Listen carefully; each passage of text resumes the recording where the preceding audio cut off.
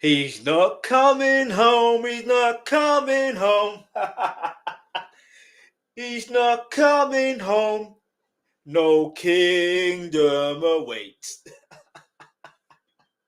Hey, nah, for real though. For real, this is like, in all honesty, this is why Diddy only got 50 months. Yeah, this is why Diddy only got 50 months and still not coming home. Yeah, so we're just gonna break it down fully. Like, cause be honest, yeah. Leave your answer in the comment section below. Did you believe it would be 50 months, like four years to 2 months? Did you believe it was gonna be like? What was your prediction of how long he was gonna get once you heard he got convicted 2 out of the 5 charges? Like, let me know what you predicted. But in the meantime, I want you to hit the like button, hit the subscribe button. You know what I mean? And because more content is going to be on the way whenever I go live. You know what I mean? Even if I say I'm gonna go live at this time, sometimes it may not happen at that time, but I still may go live on that day. You know what I mean? So listen. Um. Anyway, I know you're hearing the sirens. Get me? It's just the timing. Um. Get me? They're taking Diddy to his cell. No, I'm playing. No. All jokes aside, though, yeah. Look. It's just so interesting how this went down, man. And it's funny. He in the song "Coming Home," like he mentions about, "I hear tears of a clown." I hate that song. Well, you are the tears of a clown right now. You're having tears of a clown, aren't you? Even though you may, anyway. Let's just keep it moving. Listen, without all jokes aside, it's mad how I actually have this CD. I don't know if you can see that, and you can see that it's signed. Yeah, this was on in 2011. Yeah, 2011, I believe it was. And let me like, and it's just so interesting how then I even gave him my mix CD at the time. Yeah, and I am so, and I left a note. I don't even know what I said in it. I can't remember. Um, and the joke of it is, yeah, like, I know they say hindsight is 2020, but yeah, man, I'm grateful nothing happened. You know what I mean? I'm grateful nothing happened. And it's mad because even aside from his sentencing and all the madness and all that stuff there, me learning of certain things now, I'm like, yo, wait a minute. Do you know what I mean? But let's just get into um Diddy sentencing. Listen, I got my notes, so you're gonna have to bear with me for a few seconds. Um, let me bring up my notes. But while I'm bringing up my notes, make sure you hit the like button, leave a comment in the comment section below, or even in the live chat, all that, and make sure you also share. And if you haven't subscribed yet, please by all means hit the subscribe button, hit the notification. All right. Um, honestly, I appreciate you guys watching, man. I genuinely appreciate every one of you people watching. But yeah, man. So yeah, let's just get straight into it. So the so as you know, all right. So let me just get to my notes. So obviously, he was convicted of 2 federal crimes. So this is how we're gonna do it, yeah. Just to break it down further, so we can understand why he got the 50 months and why he's not coming on soon. Like, yeah, it seemed like it's 2.5. Like, we'll get into that, all right? We will get into that. Yeah, some people may say, oh, yeah, but how come Tory Lane's got 10 years? That's not fair. No, you got to understand. Different jurisdictions. Tory Lane's as well. His situation was a state prosecution case, whereas Diddy's case was a federal. Do you know what I mean? There's two different things. In fact, I'll get into that later because this is Diddy's one is more important before we get into that situation. So what we'll look into is what are the names of the 712, nope, of the charges that Diddy has been convicted of. Yeah, we're gonna break it down bit by bit. See, this is trying to say this has not Sean Combs has not been convicted of any charge. No, no, no, no, no, no, no. That's not it. That's not it. I want to be careful with the things I go into. There you go. We're going to click on this website here. So, Sean Combs charged in Matten. This is 2024, so this doesn't even make any sense. But yeah, it doesn't make sense. All right, so we'll come off that one. Like I want to be very. All right, let's just. I know it's Wikipedia, people. Yeah, hold on. What's this one?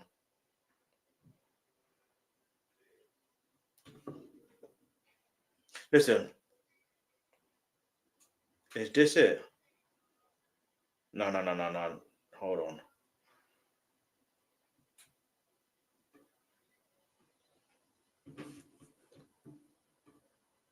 All right, basically, look, because I want to be careful with the websites I go on. Do you know what? Let's just do it this way. It says Wikipedia, and I get it. You know what I mean? I get it. Yeah, I fully understand. It's Wikipedia, but yeah. So we're gonna get straight into it. So the indictment, we already know about the indictment. We know about the trial, the verdict and sentencing. All right. So the verdict, jury deliberations began on June 30th, 2025. The following day, the jury deliberated for 12 hours before announcing they had arrived at a verdict and all counts except racketeering charge, which is the RICO charge. On July 2nd, 2025, after three of the deliberations, the jury found Combs. So in 3 days of the deliberations, the jury found Diddy not guilty of racketeering and conspiracy and blank trafficking charges involving Cassie and another unidentified woman.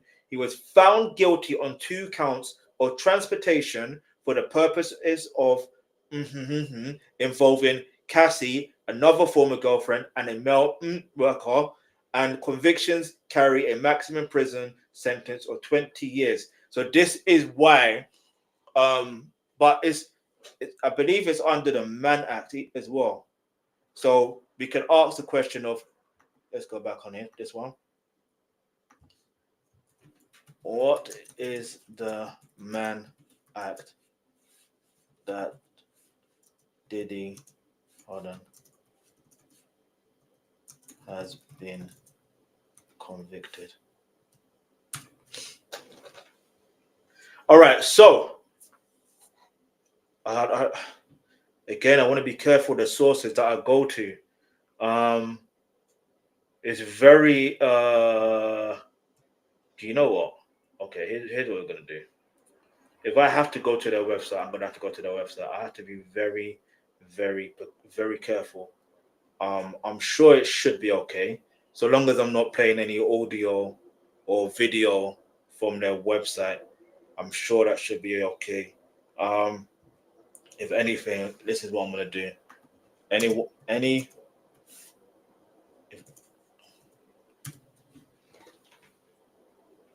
All right, so Diddy was convicted under the Mann Act, which bans transporting people across state lines from. So let's just click on this and understand everything. Yeah. So like I said, I've got my notes. Give me a second.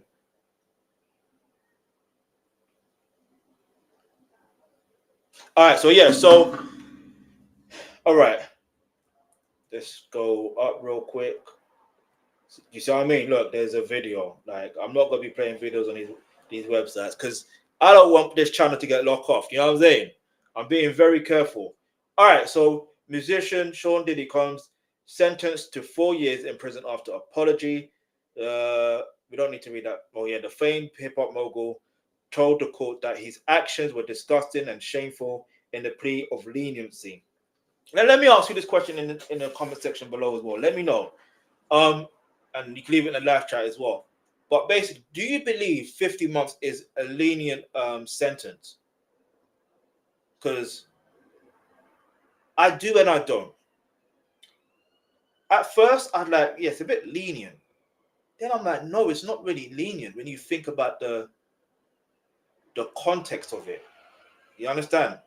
The context of being it's the first time he's been convicted in a court of law. Do you understand? If he was convicted in a court of law for something completely different, especially in a federal case, then I would say yes, 100% lenient, and it's definitely, a thing where you have to be like, you have to question. But here's the other thing: we have to also take into accountability and into account that with Diddy, he's in a situation where, end of the day, whether we like to admit or not, if from what I was reading out loud, give me a second, I don't know why that is. All right, so if I don't know why I looked that made me leave my trailer for. I can't even lie. Anyway, let's keep it moving. All right, so Diddy has been sentenced for 4 years and 2 months in prison for transporting people across state lines for encounters. His sentencing hearing on Friday capped a federal case that featured harrowing testimonies and ended a forceful reckoning for one of the most popular figures in hip hop. Diddy, 55, was also fined $500,000. That's the other thing that happened. He was fined $500,000. So, says here that Diddy has served a year in jail already. He's expected to be released in about 3 years. His lawyers wanted him freed immediately and said that the time behind bars has already forced him to embrace remorse and sobriety. And that's the thing. Look, I wanna say this here. The way it seemed, and this is why it felt like he should have been on the stand, but the way it seemed from when he was talking to the judge, and also not just that, like, in fact, no, it wasn't even him that was talking in regards to what I'm about to say. It was his, or did he mention it? It was his defense attorneys were trying to blame it on the fact that he was, they're trying to blame it on the narcotics. No, you don't blame it on the narcotics. The narcotics, an alcohol substance, whatever the case may be, all it does is release your inhibitions. That's all it ever does. So if you have evil thoughts, like in the body language of Cardi B, do you know what I mean? Like, for real. Like, let's be real. Who has taken, like, if who's been under the influence of alcohol before? Leave your answer in the comments below. Do you know what I mean? Or narcotics. Now, here's the thing: there's legal narcotics and there's illegal narcotics. So there's two different things. All right. But in any case, do you see what I'm trying to say? Like, it depends on the use. And here's anyway, I don't even want to get into all of that stuff there. All I'm going to say is we don't condone it. Nor what I'm trying to say is because for educational purposes, it's like at the end of the day, you shouldn't be taking them in the first place. If you have, and this is the other thing, they're trying to make it seem like it was to do with, oh, he's got trauma to do, like, it's the way he was brought up with trauma. This is why I can't wait for 50 Cent's documentary, because he's going to go, yeah. I won't say too much. From what I've heard so far, yeah. Oh, you really want to blame your childhood? And then I remember the judge was saying yesterday, like, oh, it couldn't have been easy to, not have a father at a certain age, but you still became successful. Do you know what I mean? So that makes me think, so if he never had his father growing up like that, yet he still was this successful individual, that means it's not to say you don't know what you're doing, and you can't blame everything on not having a father either. I'm sorry, you can't. You just can't. You can't blame it on that. You can't blame everything on your childhood. Do you know how many people have gone through? I don't know his childhood like that. I don't know his childhood like that. But Do you know how many people have had childhoods where it's been literally ripped away, like ripped away? And do you know what they go through? But they don't put themselves in a position where they end up in a situation where, you know what I mean? They feel like they can get away with criminal activities. They don't do that. There's been children that have lost both parents, like sadly, and they don't put themselves into situations where they end up doing criminal activity. Now, yes, there are some that do and some that don't, but we always got to, like, if we highlight those who don't put themselves in that position, I'm sure you'll see more of it. You understand? But anyway, let's keep it moving. All right, so he was convicted in July of flying his girlfriends and melting workers around the country to engage in narcotic-fueled encounters, a practice that happened over many years in different locations. However, he was acquitted of trafficking and racketeering charges that could have put him behind bars for life. Why did it happen so long? U.S. District Judge Aaron Subramanian asks as he handed down the sentence, because you had the power and the resources to keep it going because you weren't caught. And this, let me ask you this question. If you are the prosecutor and you're hearing this, because you do know that the prosecution team and also the defense team, but in this case, the prosecution team can request for, or they can appeal for a stronger sentence, because at the end of the day, it may seem too far lenient. Because if you think about it, he's already had time served, and therefore, do you know what I mean? Instead of 4 years, it's actually more or less 3 years. So, and it may, and I know I may joke and laugh and say, oh, he's not coming home. Do you know what I mean? But you just never know, because there's many other things. Do you get it?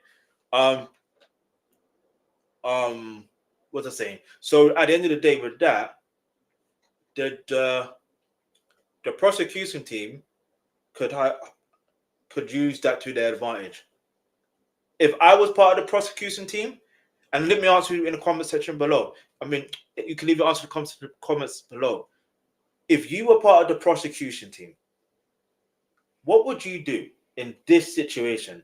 Knowing the judge said, why did it happen so long? Because you had the power and the resources to keep it going because you weren't caught. Do you know how many times a criminal has gone to prison for a short span? Because technically 3 to 4 years is still a short time, irrespective of age. And they still go on to commit crimes. They just try to be more.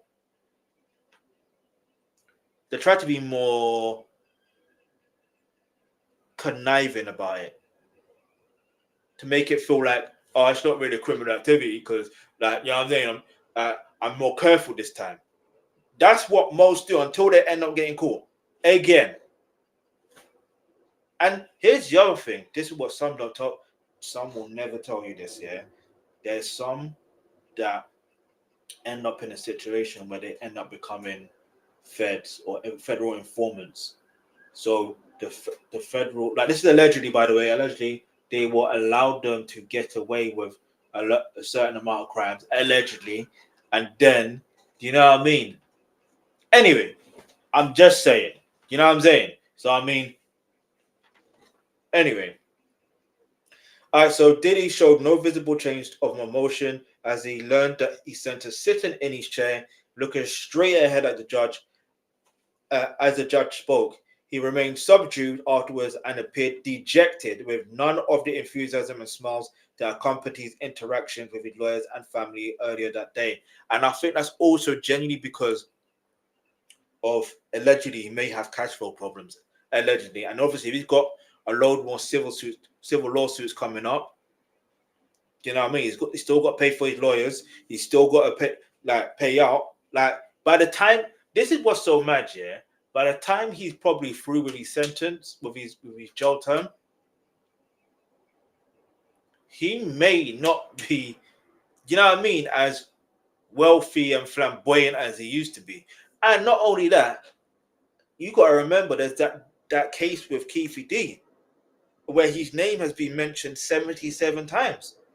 Allegedly. I'm going to put a word allegedly because I haven't heard or seen it properly yet, and we'll dive into it another time. So if you're interested in that, I suggest you hit the subscribe button, turn on the bell notifications so you're notified when I upload or go live in regards to that particular content.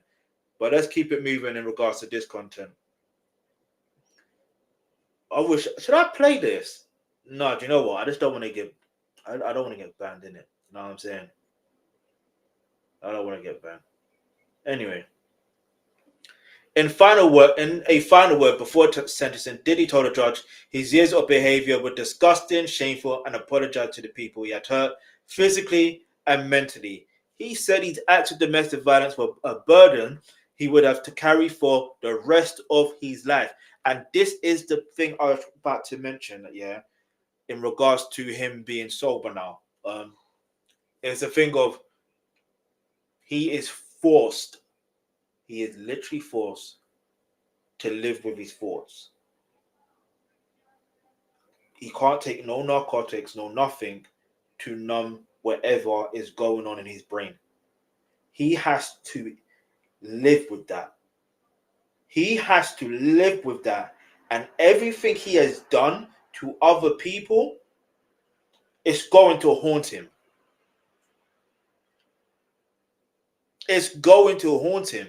This is why I'm like, yeah, I may joke here and there, but this is why in the previous live stream I did in regards to his sentencing, why I was saying there's no way out, because it's a mental thing.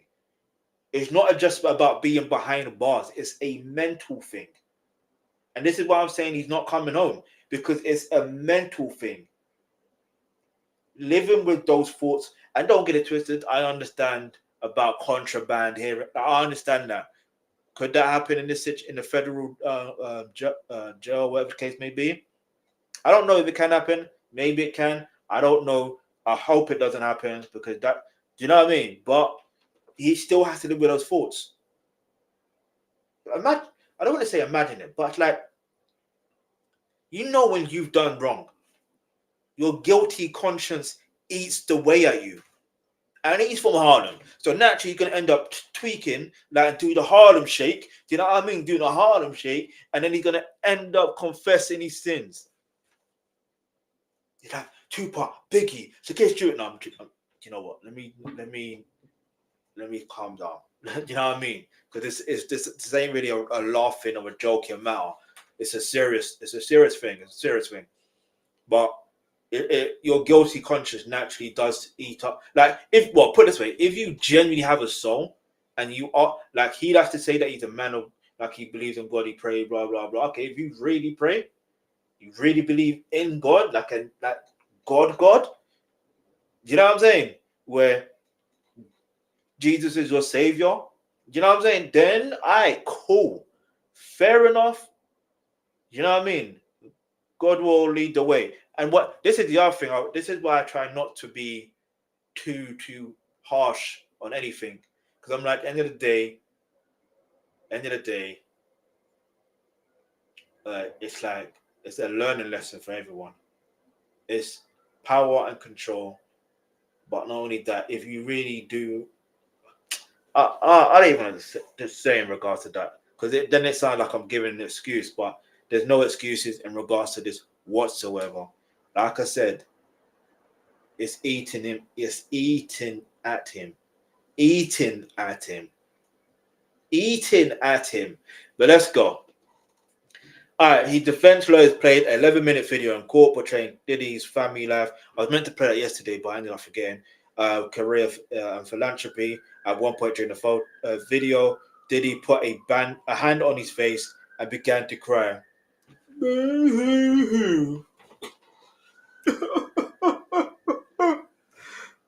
Like, you're the one that caused that. You know what I'm saying? Like, and this is what I'm trying to say. He's a grown man, 55 years old. You're a grown man. You know what you're doing. irrespective of the narcotics today. No blame on that. You know what you're doing, and you know it's wrong to the point. That's why you were trying to, what's the word? I think the word is some basically trying to cover up the crimes that you were committing. You know what I mean? The mistake I feel like the prosecution team did is they didn't charge other people. Do you understand? They didn't arrest and charge Roger Bonds. They didn't arrest and charge. I know some people are like, yeah, but Cass is also just as guilty as Diddy. No, no, no, no, no, no, no, no, no, no. You got to remember the age she was when the age both of them were, and you got to remember that the dynamic was already there. You understand? The dynamic was already there. He was already controlling and manipulating from the very beginning. And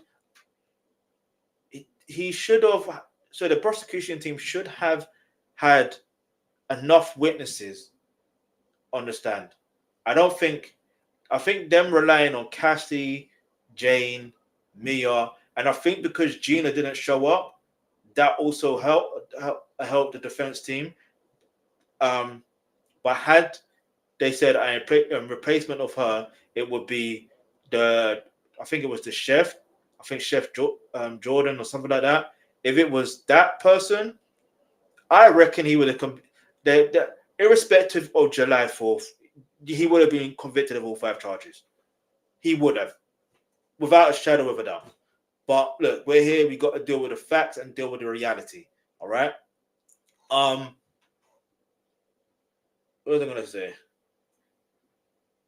His nearly 2-month trial in federal court in Manhattan featured testimony from women who said Diddy had beaten and threatened, assaulted, and blackmailed them. Prosecutor Christy Slavic told the judge that sparing Diddy serious prison time would excuse years of violence. Exactly. This is why I feel like they may go for an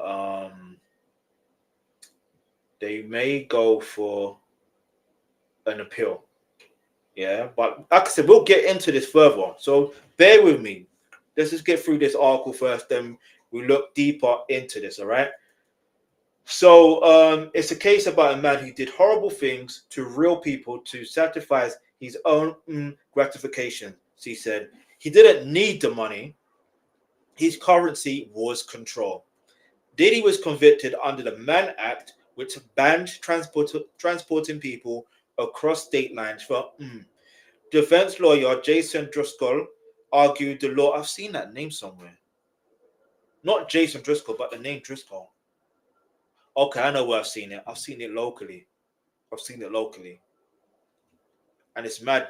You know, we just see connects with some seaside. Anyway, like I've literally seen it on a built. Let me be careful what I'm saying. I don't want to. Yeah, if you know, you know. Anyway, I've seen it somewhere. So basically, defense lawyer Jason Driscoll argued the law was misapplied. How? During testimony at the trial, former girlfriend Cassie told the jurors that Diddy ordered her to have discussed him with changes hundreds of times during. Okay, listen, we already know all this. I think, yeah, we don't need to go any further, really. So it just makes you. Hey, look, here we go. Maybe I should read this. The only accuser scheduled to speak on Friday, a former assistant known as Mia, withdrew her after defense objections. She had accused Diddy of her in 2010. This is the same year that this CD came out. Although in the UK, I think it was a different year in 2011. But it's the same year. The same year. All right, the same year. And it's not even funny. Dawn Richard, and her autograph is there as well. Where's her autograph? Autograph is there. You know what I mean? Like, she also testified as well. But unfortunately, it was not enough. It's like, and if you caught the live yesterday, like the video I was watching with Gene Dill, like he was actually making a lot of sense. They could have the feds messed up. They could have convicted him, or not convicted, but they could have charged him with other things.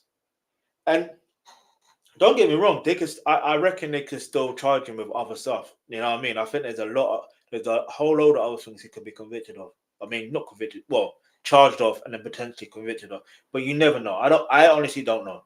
We don't know at this point. I personally don't know. If anything, I can only make predictions. But let's keep it moving. All right. So yeah, and ask the judge for the sentence that reflects the ongoing danger her abuser poses. So it begs the question: is 50 months in jail enough for a Mann Act? Is it? So let's understand the Mann Act. So what is the Mann Act?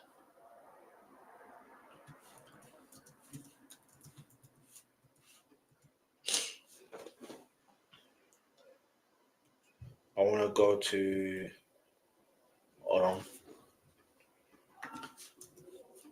In federal law. Federal law is US anyway. It keeps coming up with this one. I might have to do it still. Okay, now PBS, that's fine. PBS is fine. We can go PBS.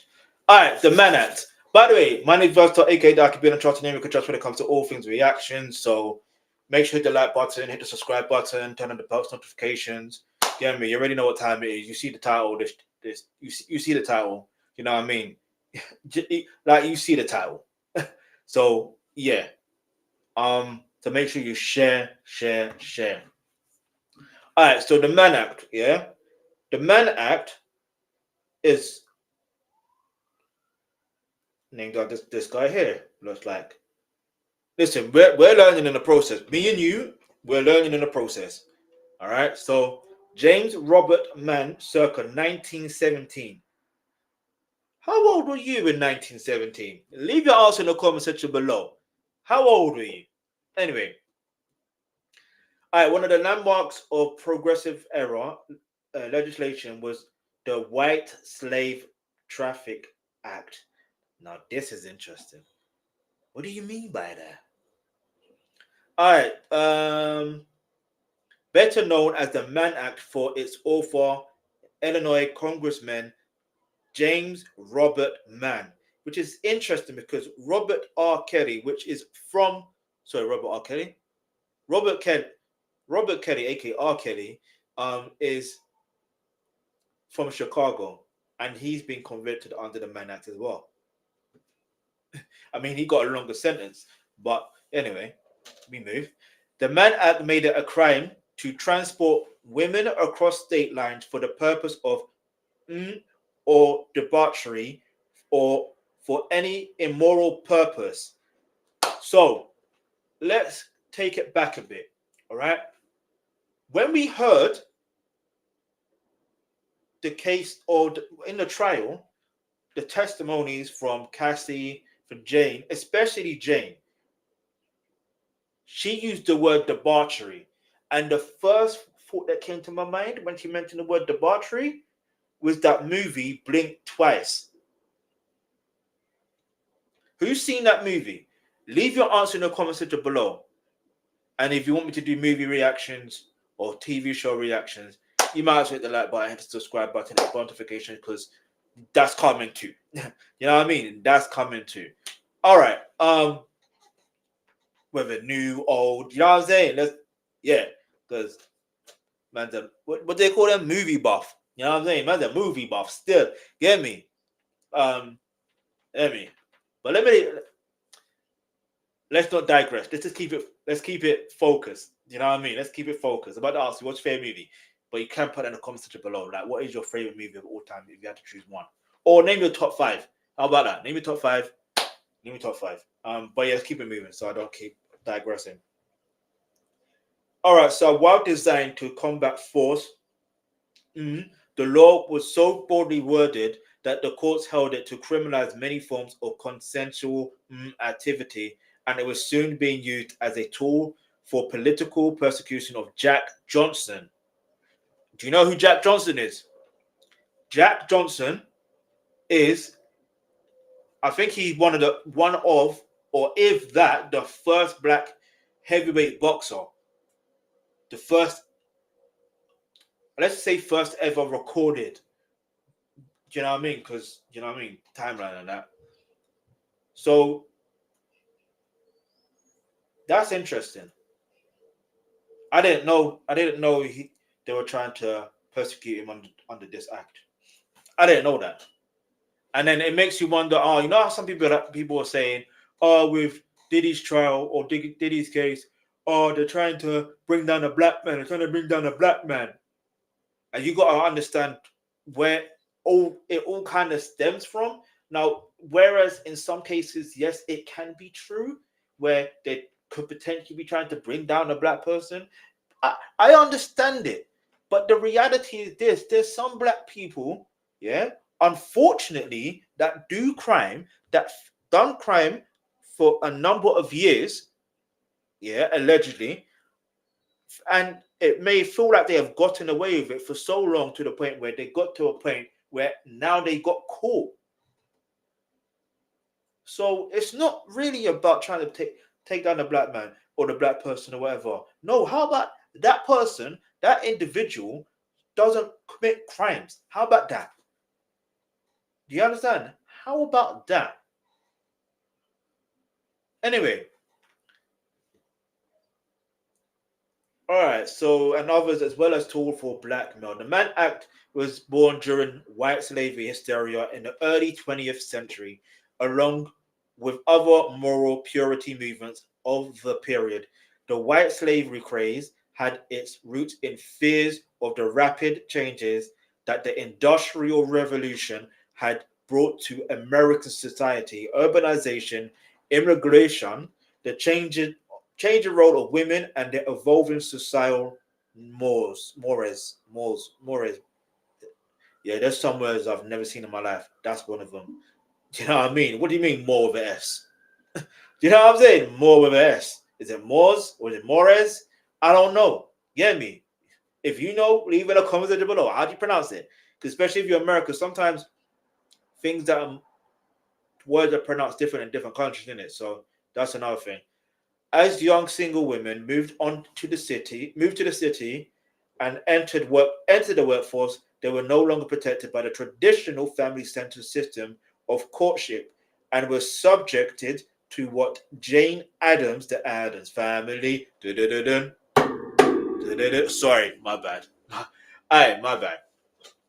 Called the Rosa Temptations, which now beset the young people who are living in tenement houses and working in its factories. This is a lot here, but bear with me, people. As progressive era social reformers, many of whom did not distinguish between active women and began to call attention to what they saw as a widespread decline in morality. Foreigners emerged as an easy target, as always, sadly. Unfettered immigration, it just seemed like a consistent thing. Yeah, anyway, I won't get into that. Provided an endless supply of both foreign and foreign men who lured American girls into immorality. Muckraking journalists, muckraking? I don't know. Fueled the hysteria with sensationalized stories of innocent girls kidnapped off the streets by foreigners and narcotics are basically smuggled across the country and forced to work in brothels. When you think about Diddy's case, of Diddy's trial, and it's not to say, see, here's the thing. I get why some people will be like, does it really fall under Mann Act? Boom, boom, boom. But it kind of does. You understand? Because they are being put to work, but for his own self gain, but not for financial gain, which is mad when you think about that. It's mad in both senses. So I'm like, all right, look, that is it's the right call when it comes to that. You know what I mean? So when if people want to be like, oh, he shouldn't be charged for that. He should be free. He should be no. If you understand that, if you understand the law, yeah, and especially a federal law, and you know that it's been broken, like, what is we doing? Or in the words of the word of clue, you hear me? What we doing here? Like, what we doing here? Like, for real, in the words of clue, what we doing here? Anyway, shout out clue. I need to react to more of his content, or react to his content, but I'll get there in the end sooner or later. Not in the end, like, I'll get there. Where was that? So if you're interested in UK content, all that stuff, go ahead and hit the subscribe button, the notification, all that. So where was that? All right, so borrowing a term from 19th century labor movement muckraker George Kirby Turner called White Slavery, and in 1907 article, okay, because I'm thinking white slavery, what the hell is that? In the McClure's magazine claimed that a loosely organized association, largely composed of Russian, you know what I'm saying? There's certain words I'm going to have to say and blank it out. Do you see what I'm going to say? Was the primary source of supply for Chicago brothels, Pulp Fiction, and the movies. Then a novelty fanned the flames even more. Politicians seized upon the crisis for a political gain. Edwin W. Sims, the U.S. District Attorney, Chicago, claimed to have proof for nationwide slavery. Give me a second. I want to see how long this article is. It's not that long. Not that long.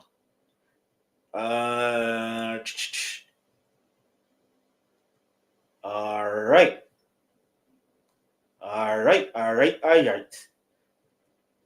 Where was that?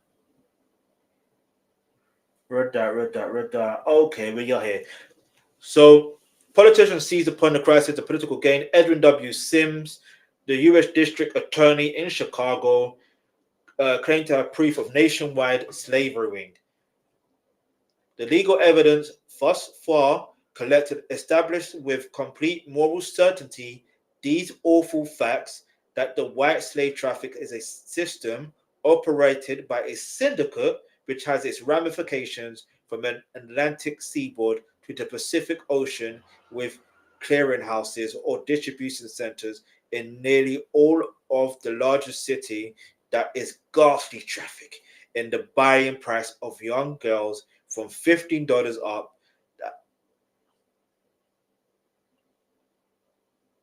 Anyway, I'm like, what? Then I just remembered. I just remember what it is, and then yeah. So $15 up, and that selling price is from $200 to $600. This syndicate is a definite organization sending its hunters regularly to scour France, Germany, Hungary, Italy, Canada for victims.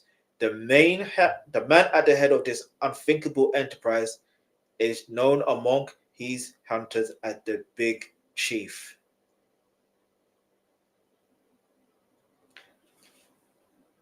Makes you wonder. Sims was never able to produce his evidence, but they were able to prove the evidence for Diddy's situation. Just saying. Anyway, but his friend James Robert Mann, chairman of the powerful House Committee on Interstate and Foreign Commerce, quickly drafted a bill to show the public that Congress was doing something about the crisis. It was also indeed intended to bring the United States into compliance with the 1904 International Treaty on Forced Prostitution, but much of forced but much of the wording was drawn from a section of 1907 Immigration Act was banned and the importation into United States of an alien woman or girl for the purpose of or any other immoral purpose. Introduced Congress June 1909, the bill was quickly passed with little opposition, and President William Howard Taft signed it into the law later that same month. Okay, so now we're getting more to the nitty gritty. While it intended as a specific response to commercialized vice, the ambiguity of the or for any immoral purpose clause of the Mann Act and similarly were the 1907 Immigration Act, the fact that the Justice Department's new Bureau of Investigation, now the Federal Bureau of Investigation, which is the ones that more or less, Diddy's situation, was simply unable to find evidence of a widespread white slavery network, led prosecutors to begin using it against other forms of conduct. Again, see, here's the thing. What Diddy did, aka Sean Combs, what he did was conduct. It was misconduct. It was misconduct. That's what it was, right? Whether you and I get it. Some people be like, yeah, but he shouldn't be jailed for his deviancy. Like, relax. You gotta understand how the law works. First, so do you? Let's put it this way: if you're a man watching this, and you have sisters, you have cousins, you have nieces, you have aunties, you even have a mom.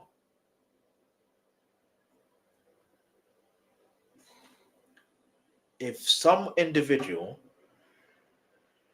who was older than them, that has more power, resources, connections, if they did what they did, what Diddy did to Cassie, to Jane, and to so many other women and men, but in this case, women, where they are putting narcotics in their system, basically forcing them.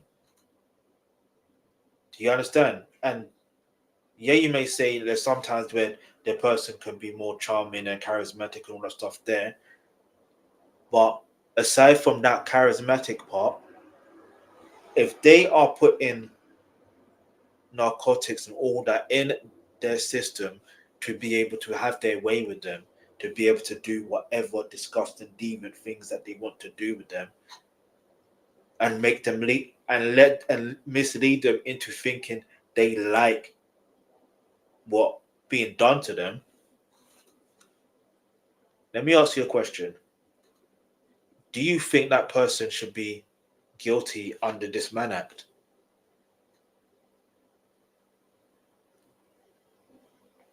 I'm asking a question.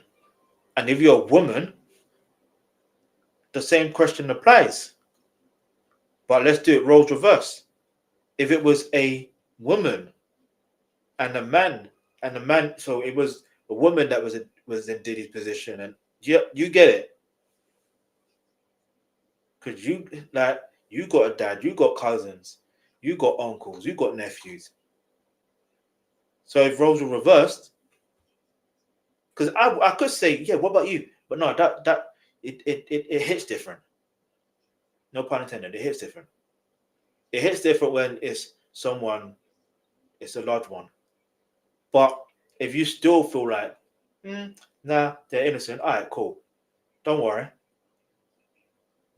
God's got a way of opening your eyes to certain situations. I don't wish it on nobody, obviously, but it's like there's ways where, yeah, I don't even want to get into it. Like, it's just mad.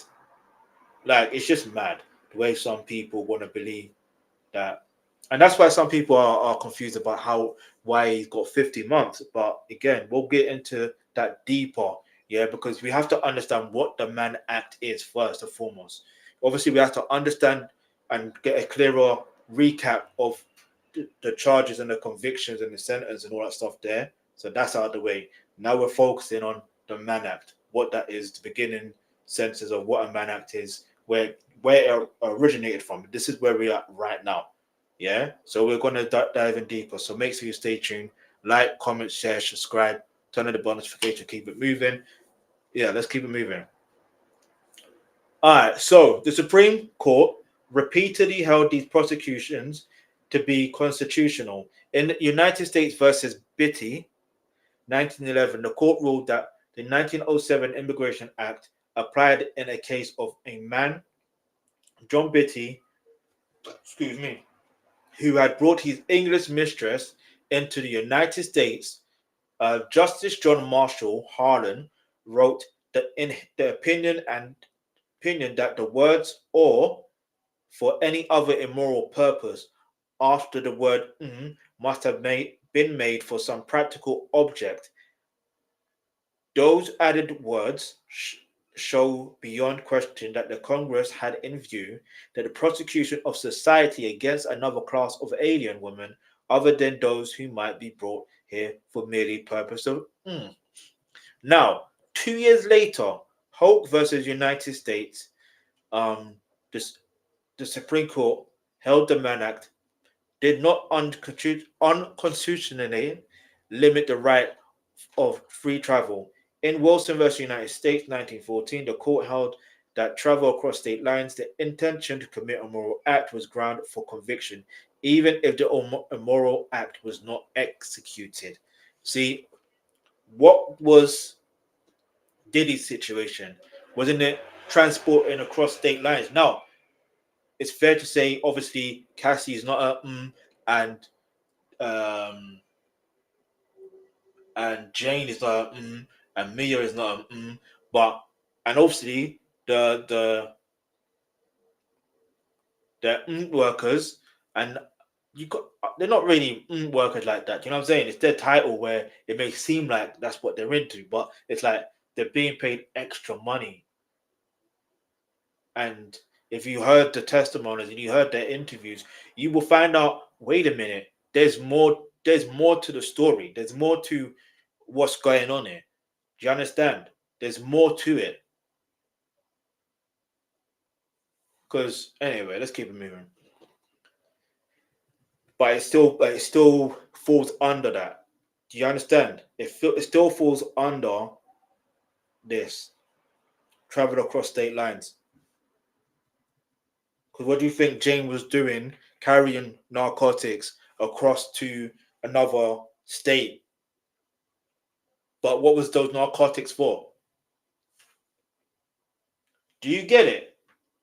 It was for the debauchery nights, those hotel nights, the king nights, whatever you want to call it, or the freak offs, whatever terminology that was used, it was for that. That's illegal. First of all, carrying narcotics across state lines is illegal in itself. Getting someone to carry illegal narcotics across state lines is illegal in itself anyway. That really should have been one of the charges. Really and truly. But I think it was more or less part of the RICO.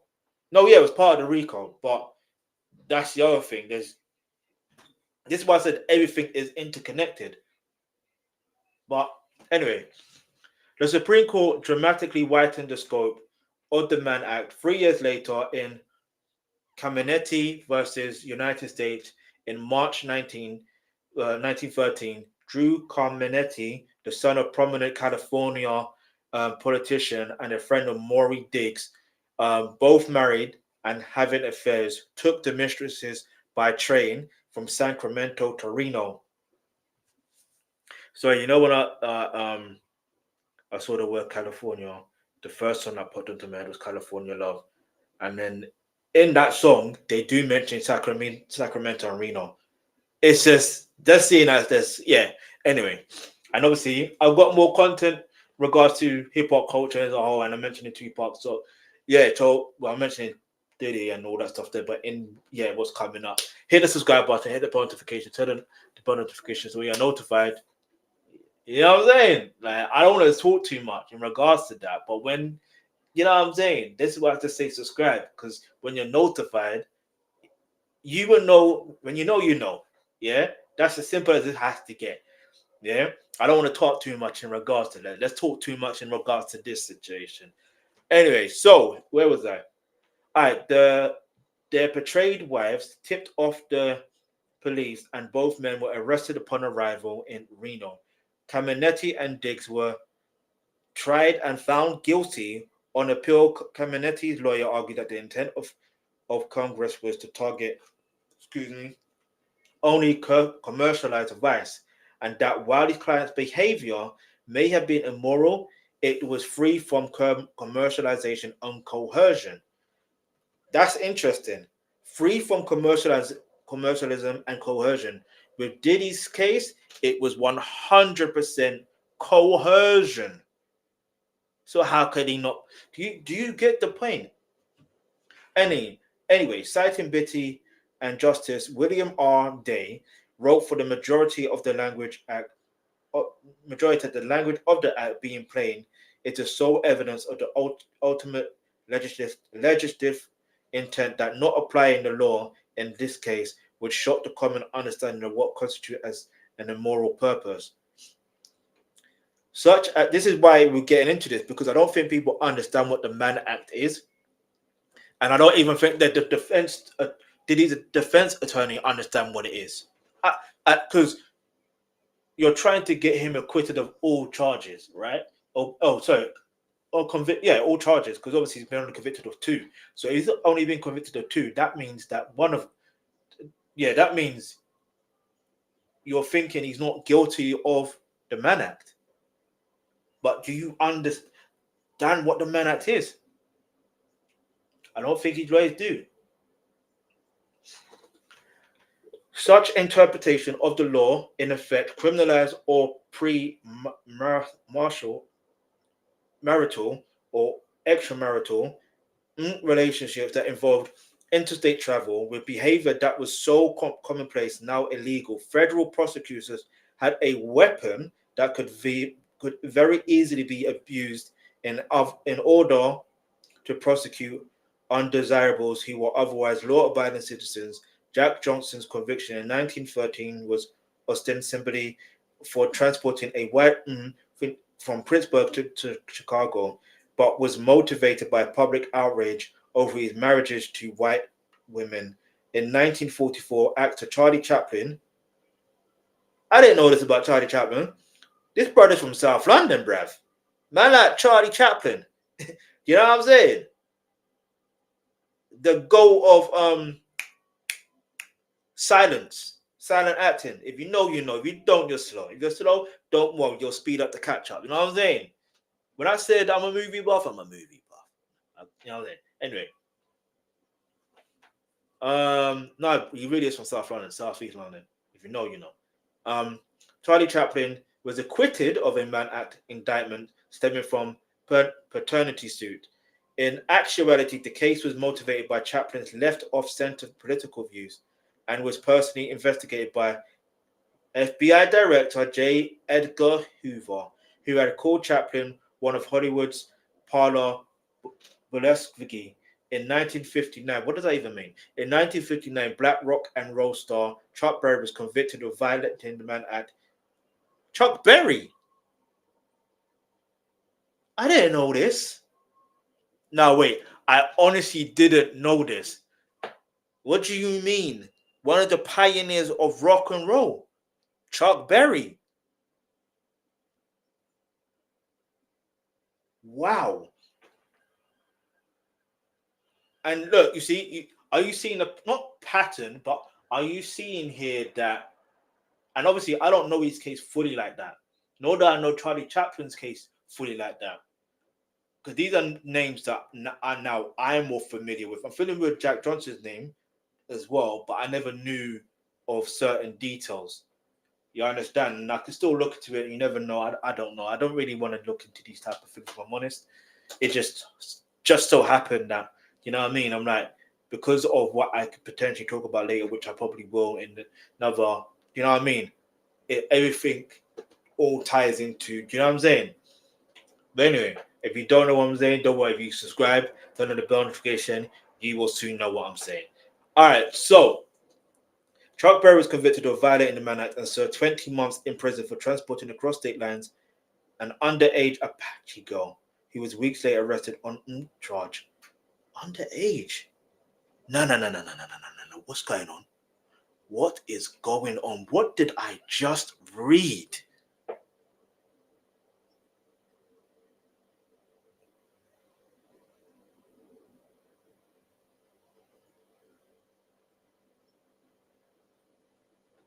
And he got 20 months for that. And I know, don't get it twisted, I know thing was high back in those days and it's still as high nowadays, but back then, like, you know what I mean, they will try and they can lie on, you know, I know that can happen. Yeah, not to say that that's a lie or anything like that, because I still don't know everything, like I said, but that's crazy. And it's like, if there's pure evidence, like pure evidence, 20 months is never going to be enough. I don't care what nobody says, pioneer or not. Yeah, I mean, he's definitely a pioneer, but it like 20 months is never enough if he really is guilty of that, if there's evidence of that. That's mad. That is mad. No, wait, that's mad. Let's keep it moving, because yeah, I'm getting not agitated. I don't know what the word is still. Anyway, the Mann Act, which has never been repealed, but it's been substantially amended in recent years. 1978, Congress updated the definition of transportation in the Act and added protection in minors of either against commercial exploitation. A 1986 amendment further protected minors and added protection for adult males and replaced debauchery and any immoral purpose with any activity for which any person can be charged with a criminal offense. Which, in any case, even if they replace certain things, in Diddy's case, it still would have applied. Yeah, it still would have applied. So now we're gonna ask this. Now we're gonna get into Let's read the full text of Mann Act. Hold on.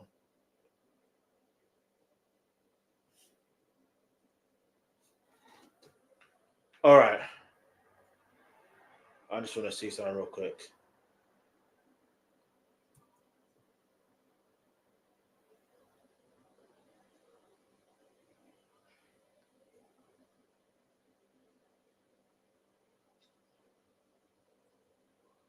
I mean, this is more or less just a. We won't read too much into it because we already covered the basis of what a Mann Act is, right? But the full text of the Mann Act, so it's the White Slave Traffic Act has passed by the 61st Congress on June 25th, 1910. Which is interesting because did he have a trial date on June 25th? That's mad. I think he did. Or was that a weekend? I can't remember. Let me double check. I can't remember. If it is, it'd just be so ironic.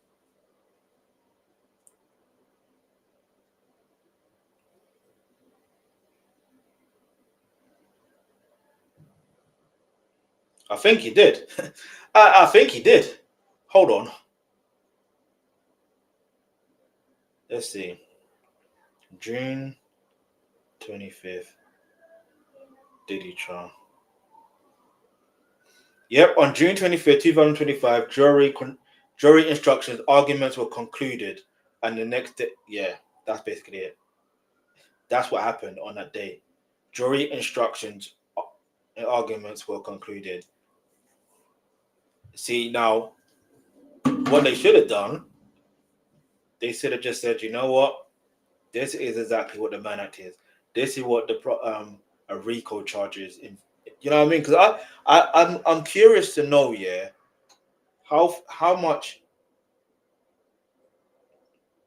you see when they go into the jury's selection, how much do the jury selection or those who get selected, how much do they understand the law in regards to whatever the person is being charged with?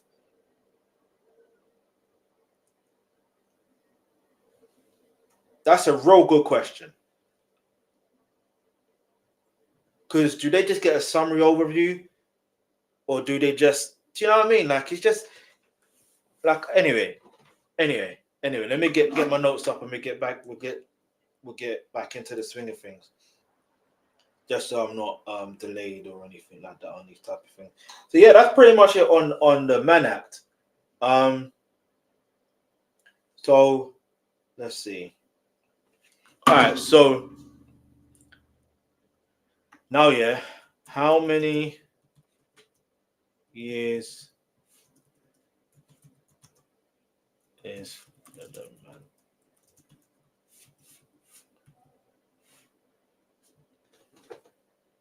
All right, so the Mann Act is not okay. Let's not rely on that.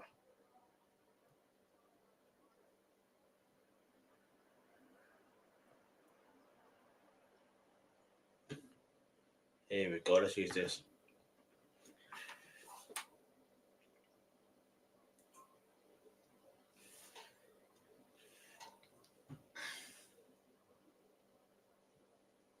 All right, so hold up. All right, so what is the Mann Act? What to know about the law used to convict Sean Combs?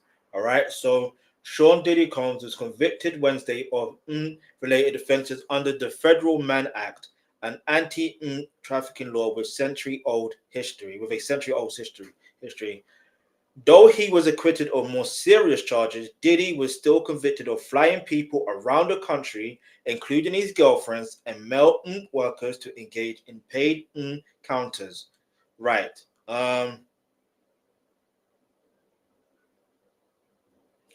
Over the years, the law has been applied to prominent convictions, including R&B star R. Kelly, British socialite Ghislaine Maxwell. He's British. I didn't know he was British.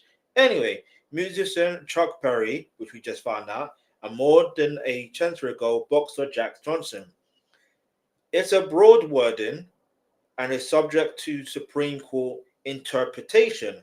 Once allowed prosecutors to bring cases against interracial couples and eventually many others into consensual relationships, according to Cornell Law School's Legal Information Institute. The law was amended in 1980s, as we read, and today it's primarily used for prosecuting interstate crimes or people accused of taking underage children across state lines for purposes. I don't even like reading things like that. That's wild. In general, everything is wild. In general, don't ever get twisted. But you see, when you mention children, no, nah, nah, nah, nah, nah, nah, nah, nah. You know what I mean? Nah, nah, nah. Like, I'm even welling up. Just I'm welling up. Um, here's what to know about the law. Why is it called a Mann Act? All right, so we're gonna go over this again. I know we just went over it, but we still want to find out certain situations. All right, so in 1910, the Congress passed a bill which was named after Republican U.S. Rep. James Robert Mann of Illinois. It's also known as the White Slave Traffic Act of 1910. How does it apply to Diddy's case? This is what we want to know. Diddy was convicted of counts involving two former girlfriends, the R&B singer Cassie and the woman who testified under the pseudonym Jane. I thought it was also Mia as well, but anyway. But this is why it should have been. I think that's another thing, and I think I probably have to look into the R. Kelly one. I may or may not, but the problem is, I think with R. Kelly there was more testimonies, people testifying, and I think he also stood the stand as well. So I think, yeah. So maybe they looked at his case and be like, yeah, don't take the stand. You know what I mean? Because I think if he took the stand, it would have been a wrap. Like, it would have been a wrap. No pun intended, it would have been a wrap. You know what I mean? I mean, it still is a rap because obviously he's got to deal with that. Like I said, it's a mental thing. Like he has to, what he's done, yeah. And it's not even just to do with that misconduct. There's a lot of things. There's a lot of things that go into it. Anyway, both women said that the trial that Diddy had pressured them into degrading marathons with strangers who were paid for the performances. Jane said she was once beaten by Diddy for declining to participate. Cassie said that when she tried to walk out of one of the events, Diddy beat her and dragged her down the hotel hallway. Diddy was acquitted of trafficking and racketeering charges, but convicted of transporting people engaging. See, this is what do you see why I say everything is interlinked? How do you get convicted of trafficking, but not? Do you know what I mean? How do you get acquitted of trafficking and racketeering charges, but convicted of transporting people to engage in? Does that make any sense?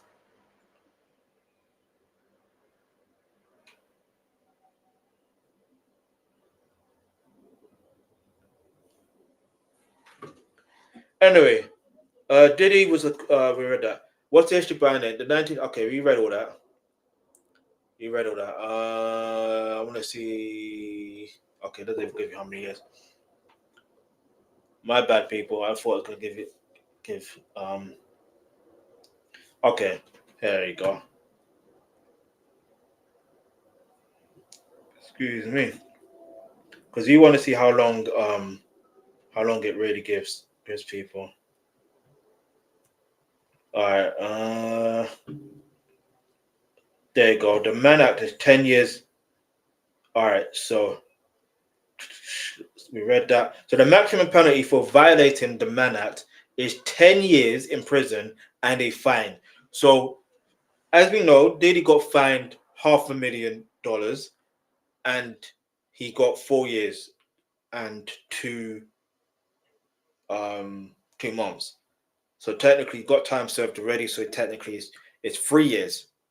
So again, is it leniency? Because it's more or less he got half. If that, not even half, that's not even half. Well, technically, he got just under half. Is that fair? Is that not fair? I don't know. But let's do this. What level?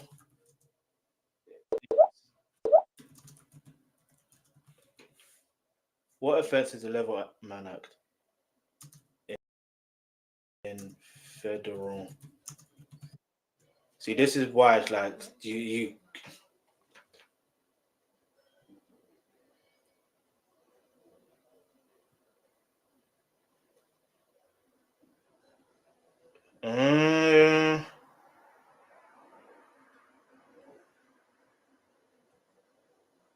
It's not really coming up with the answers that I'm seeking. So here's what we're gonna do.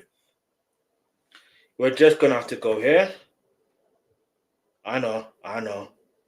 It's Wikipedia.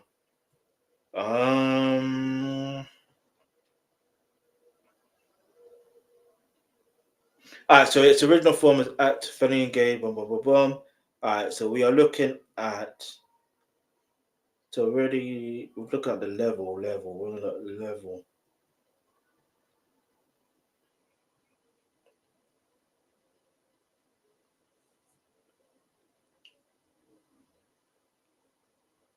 Do you know what? I have a better idea. So it started with Bellamore, convicted, Jack Johnson, then he was pardoned in 2018. Oh yeah. I remember hearing Donald Trump pardon him, funny enough. That was interesting. That was interesting. So do you reckon he's gonna pardon Diddy? No. I think that's another reason why Subramanian didn't go for a harsher sentence. Because I felt like he could read the room. He could understand that, all right, and I could be wrong. He could understand that Donald Trump could potentially pardon Diddy. Potentially. So if he gets like what is a quote unquote, it may seem lenient, it'll be like, well, it doesn't really like feel like it was an unfair treatment. So Diddy will not get pardoned by Donald Trump. You see what I'm saying? I could be wrong. Could be. So this is an interesting thing. Bedamore convicted. Jack Johnson convicted, but then pardoned in 2018. Uh, Carmenetti convicted. William Thomas acquitted. Fred Tony convicted. Fred Lloyd Wright charges dropped. Frank Dake convicted.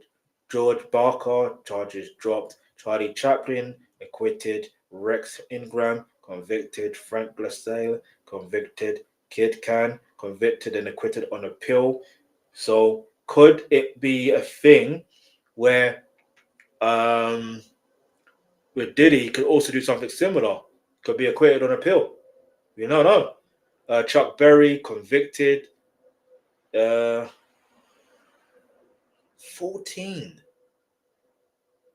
No, this is mad.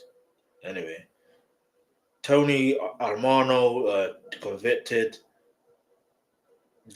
Brian Mitchell convicted. Jack Sharp convicted. R. Kelly convicted. Justin Maxwell convicted. Diddy convicted. This is mad interesting. Just seeing that. All right. So first offense, federal. Hold on. Federal convictions, prison time.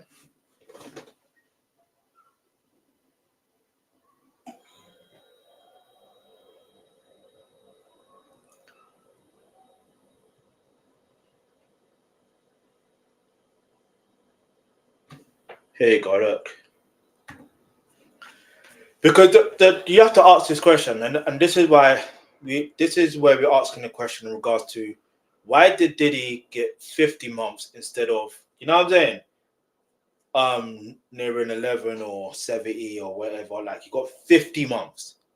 Well, think about it. He's already served nearly 14 months, right? So had they had the judge say, you know what, 14 months or whatever the case, he would have been out by next month, basically, if that. So this is another reason why I feel like the judge said, you know what, we got to hold you accountable. We can't let you walk free. You know what I mean? You got to serve more time in jail.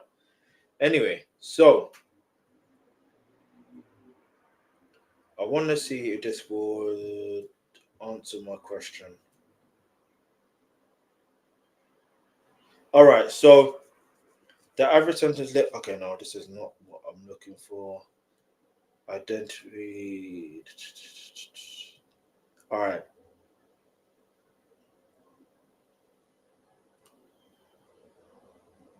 That didn't help. United States sentence. Okay.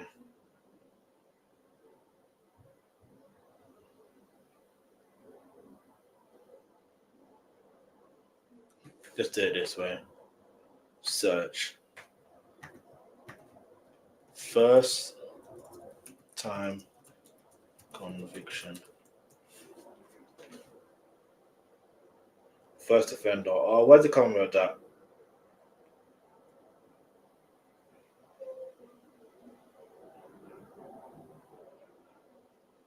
Because you know what it is? Naturally, first time offenders usually get lighter sentences anyway. That's one thing. Two, we have to remember at the end of the day that it's not like they can't appeal either. Let me get to, in fact, I'm already on path anyway. So, for example, hold on, let me just put my laptop to charge because if I don't and I forget, everything just get locked off.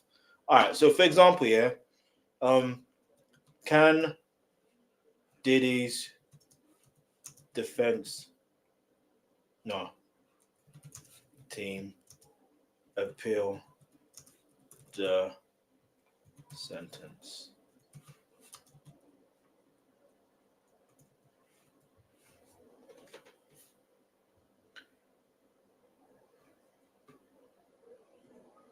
Let me think. Who owns the Washington Post again? Jeff Bezos is fine. All right, so Sean Diddy's Combe has been sentenced, but his case likely isn't over. His defense team could file for an appeal for his conviction, his sentence, or both, said Mark Chutkow, a former federal prosecutor who has represented trafficking survivors, and the appeal could happen in as soon as a few days.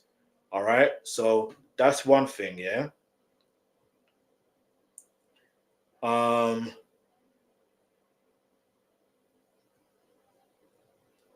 There you go. Look,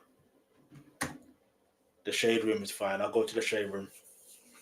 So long as nothing starts playing, all right. Hit the like button, hit the subscribe button, hit the notification. Let's keep it moving. All right. Sean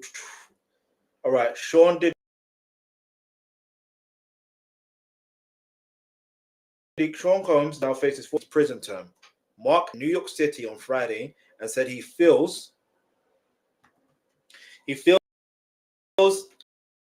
confident about an appeal since jury hit Diddy with tied to coercion. Today said coercion for basis of sentence at least a dozen times. We think that is unconstitutional. What your client did was unconstitutional. What your client did was illegal. What your client did was immoral. Coercion. He coerced his victims into doing things that, do you know what I mean? Into doing things that are helping him. Like, I don't even know what the word is. It's like come on, man. Just be happy that your client got 50 months and could be out in 3 years. And obviously, that's the other thing I want to mention about his probation. I'll get into that in a minute.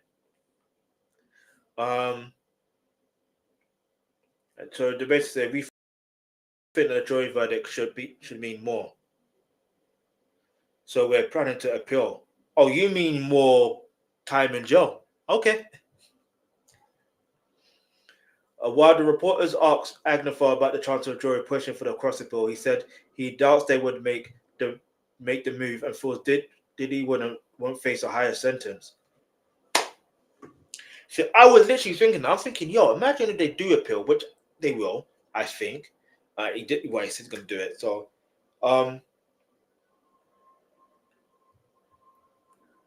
it wouldn't be that surprising if the judge now goes, you know what? Let's give a higher sentence instead. But then it also wouldn't be surprising if the judge doesn't budge on either one of them and says, look, I've made my decision. He's doing 50 months. Let it be that. I don't know. At this point, I can't call it. But what are your predictions? Leave your answer in the comment section below. All right. So the report. Okay. Yeah. So we're going to appeal. We think we're right. He's not going to get a higher sentence. But you also thought he'll be acquitted on no charges as well. So what are we saying? All right. So.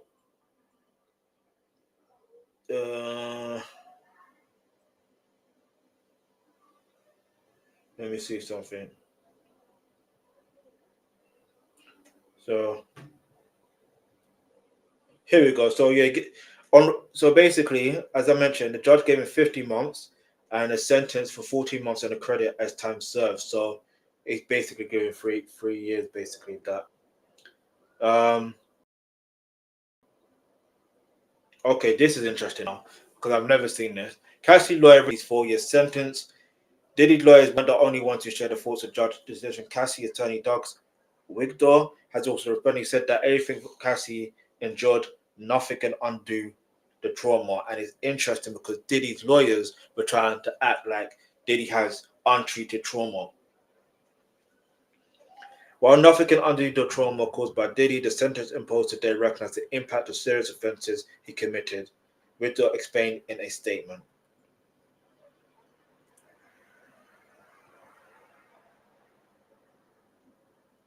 So yeah, man, that's pretty much it. Let me see something else. I was trying. Oh, I didn't even share this. My bad, y'all. My bad, y'all. My bad. I mean, you heard what I said anyway, but it's all here. It's all here. It's all here. You understand? It's all here. You see, we're going to appeal. We think we're right. That's the defense team. We're not going. We're not going to get a higher sentence. You know what I mean?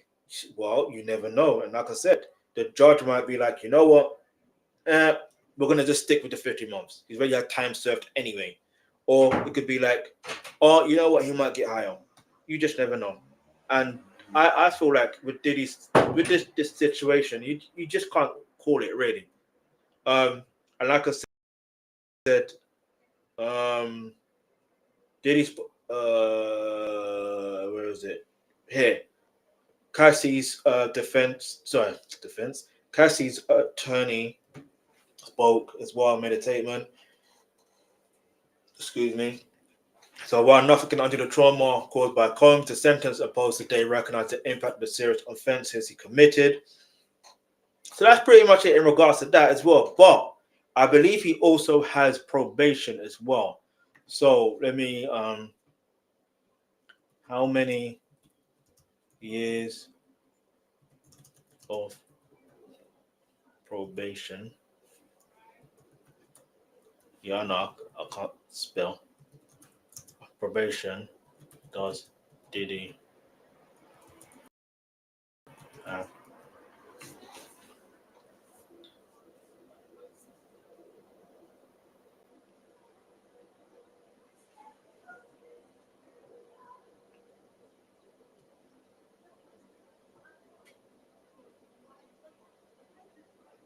Where is it?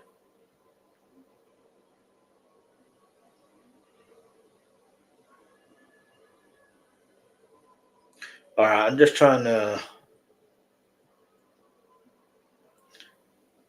All right, Diddy sentence is Sean Combs up for parole next year.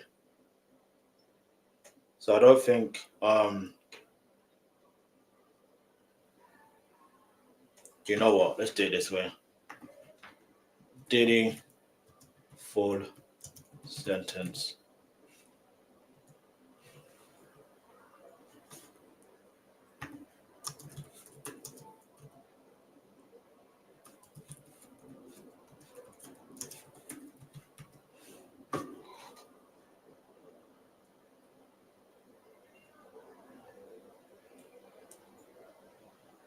I don't think. Yeah, I don't think it's there. Either way, yeah, he's still gonna. What am I doing? What am I doing? Obviously, he can't have probation yet until he's released. Duh, duh. But anyway, I'm assuming once, and I'm assuming he's gonna have many years of probation, probably 15 years, if that. And the only reason I say that is because of the resources and connections he has. That's why. Like that is why. Because you think, okay, yeah, well, 3 years in jail, and then you got what 15. So no, 3 years in jail. It may seem like it's not enough, and it's right. It does seem like it's not enough. But with probation, you know what I mean. If you fail your probation, you know how many times Suge Knight is you know how many times Suge Knight has do you know what I mean? What's the word I'm looking for? He's gone against his probation or whatever the case is. He breached his probation and had to land himself back into jail. You know what I mean? It's mad. So you just don't even know what can happen these days. But let me just keep it moving. Regards. Let me see what's also on my notes because there's a lot I want to say still.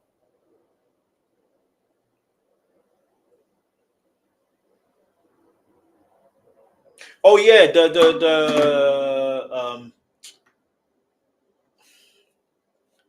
can what's the question I'm going to use? Can the prosecution team appeal for more time for Diddy.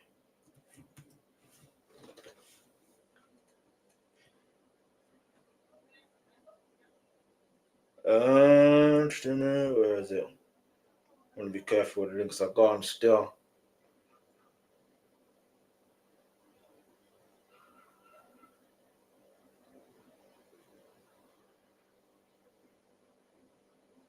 I mean, look, ideally, look, they may or may not. Do you know what I mean? They may or may not. And even if they do, cool. If they don't, cool. Because he's in jail, bro. You know what I mean? They got two convictions out of five. And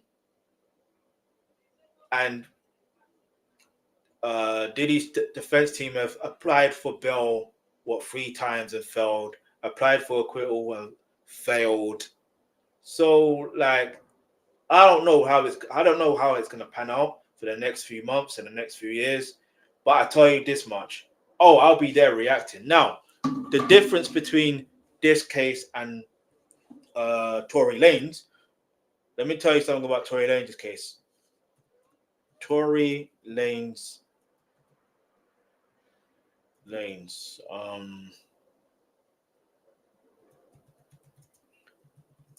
state or federal?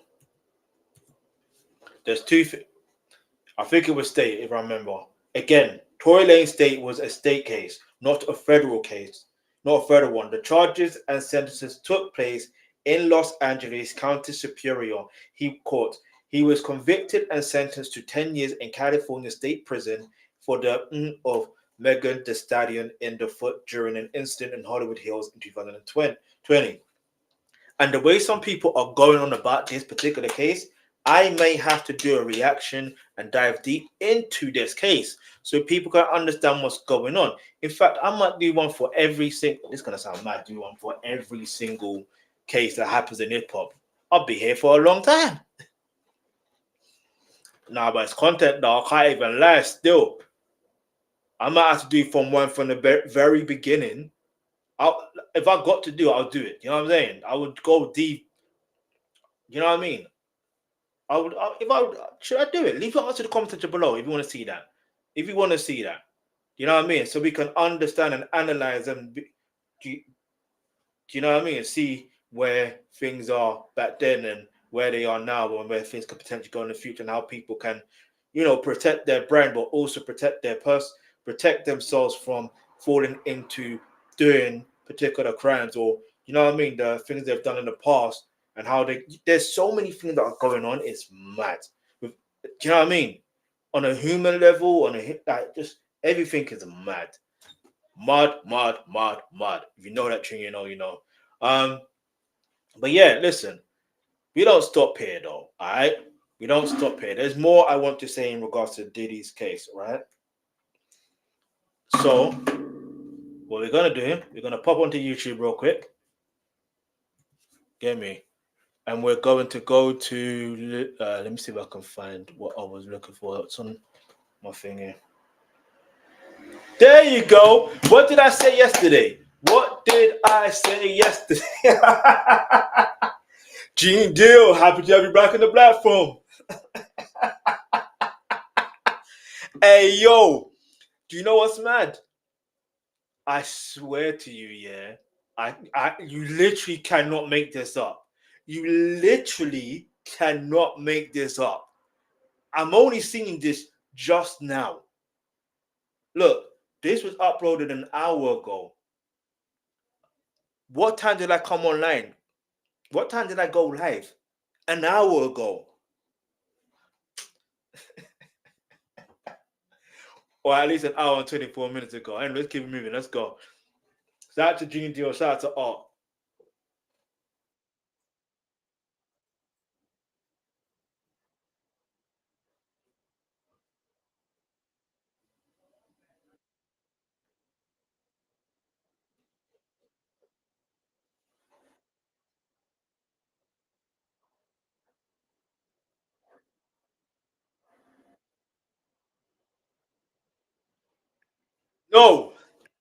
No, it's not gonna be your loss. Don't say that.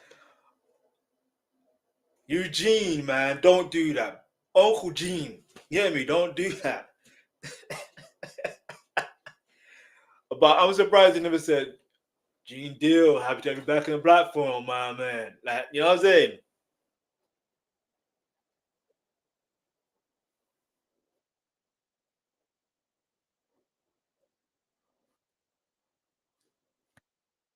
But the funny thing is, you see, if that situation with Keefer D happens in regards to Diddy's name being mentioned 77 times, oh, he's going to be back. Let's believe.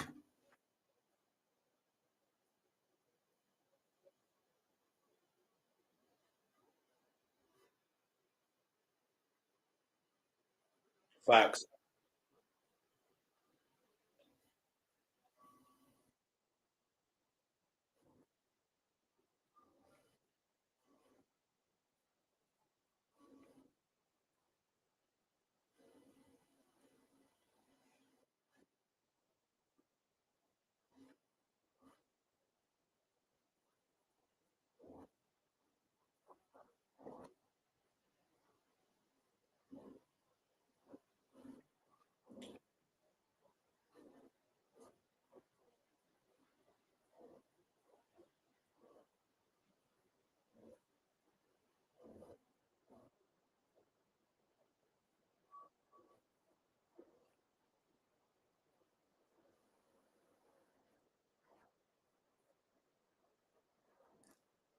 This guy and his quotes.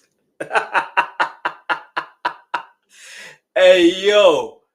No, but he was right because I do remember him saying something like that. Like he's probably going to get like 24 months or 2 years or 2 to 3 years. He was right. He was right. He was right. Even though we can all have our hopes and predictions, and you know what I mean. But let's keep moving because yeah,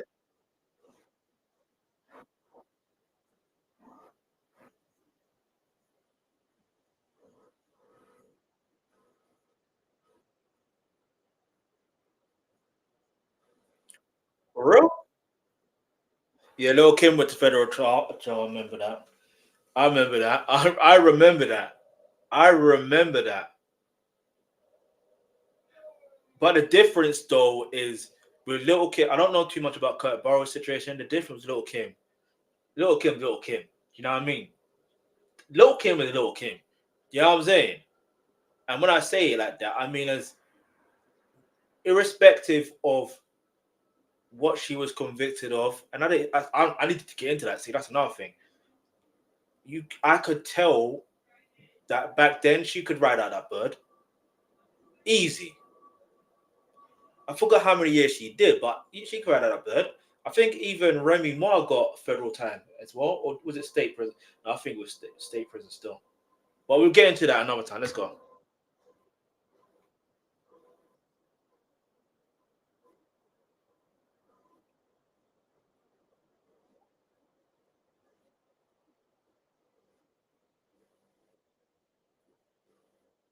That's interesting.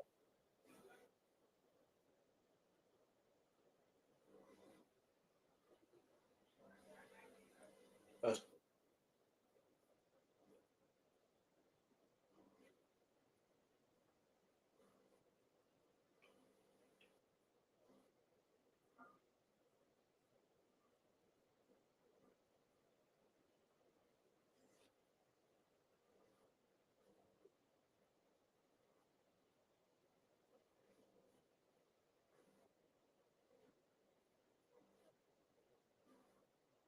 true.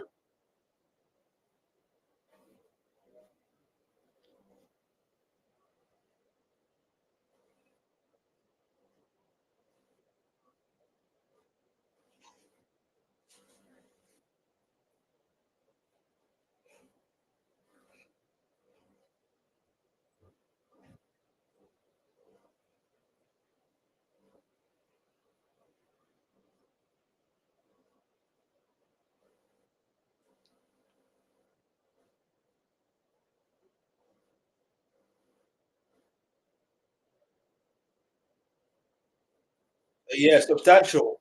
Yeah,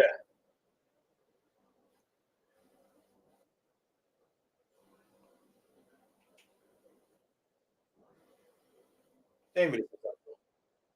That's what I said. That's why I was confused.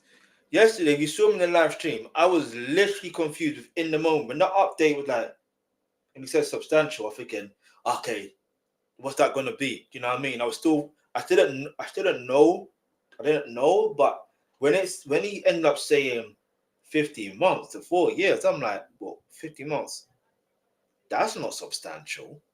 You know, that's not substantial, is it?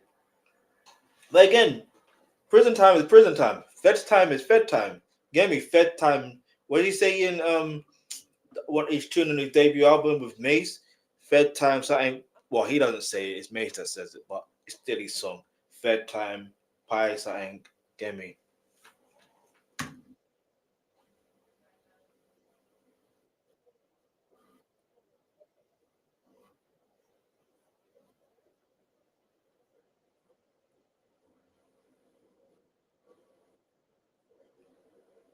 Oh, that's the probation. See, this is why I put that here.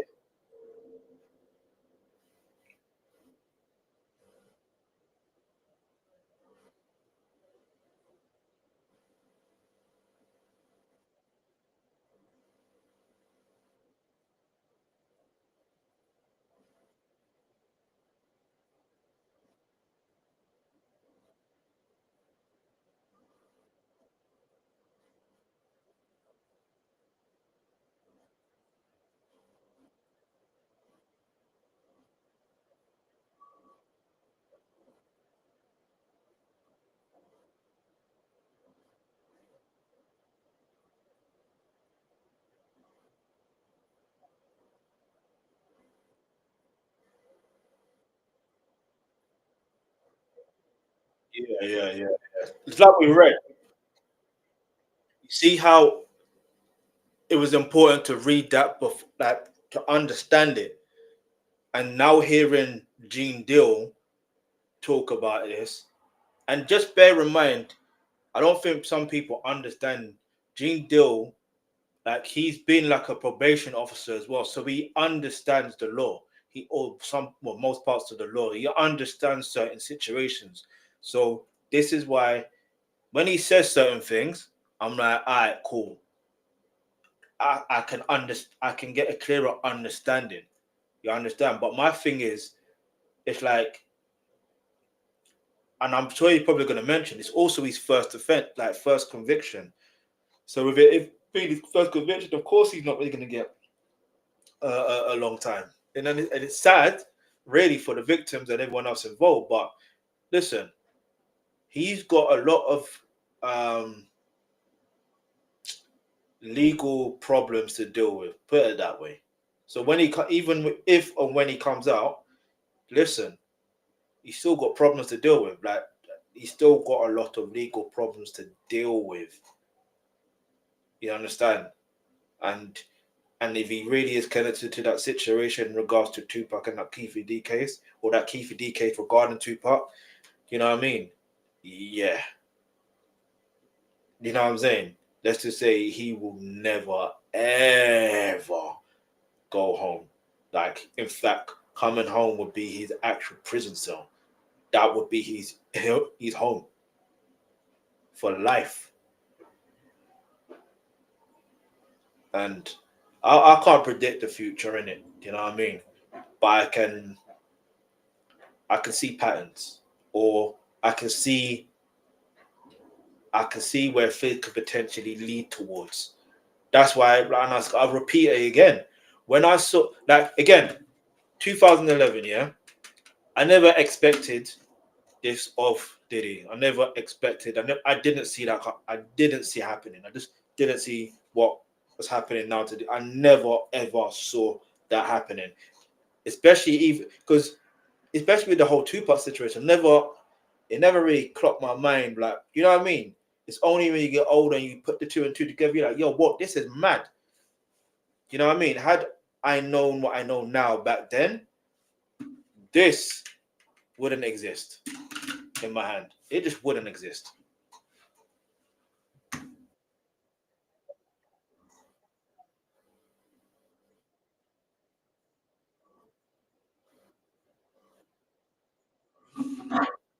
Facts. Yeah.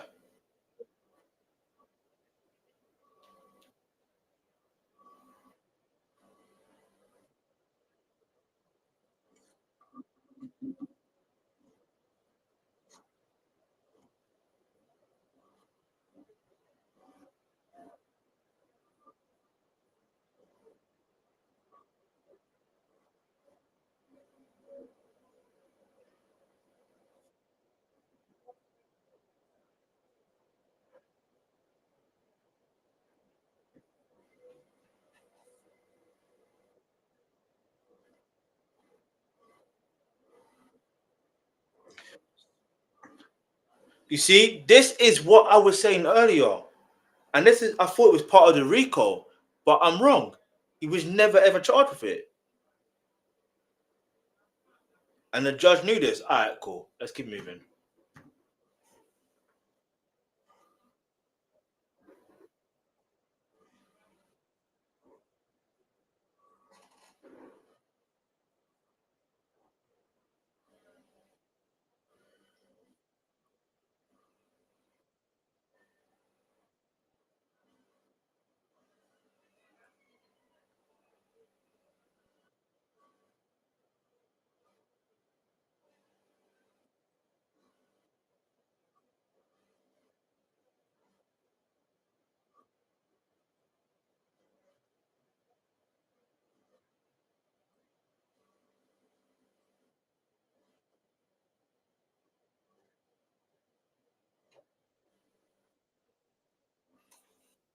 I'm sorry, yeah, his energy is reminding me, it's reminding me of when Tupac would just talk about certain situations, especially when it came to Diddy or say Puffy back then. It's like, get me.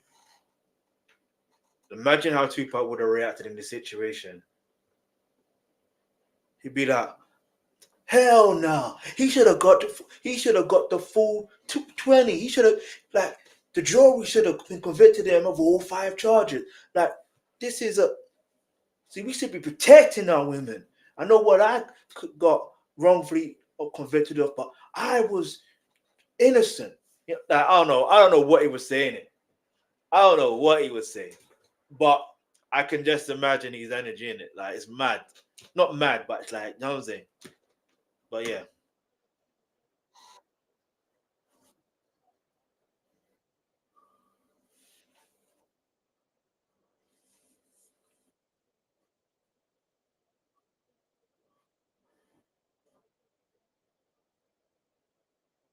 yeah, yeah.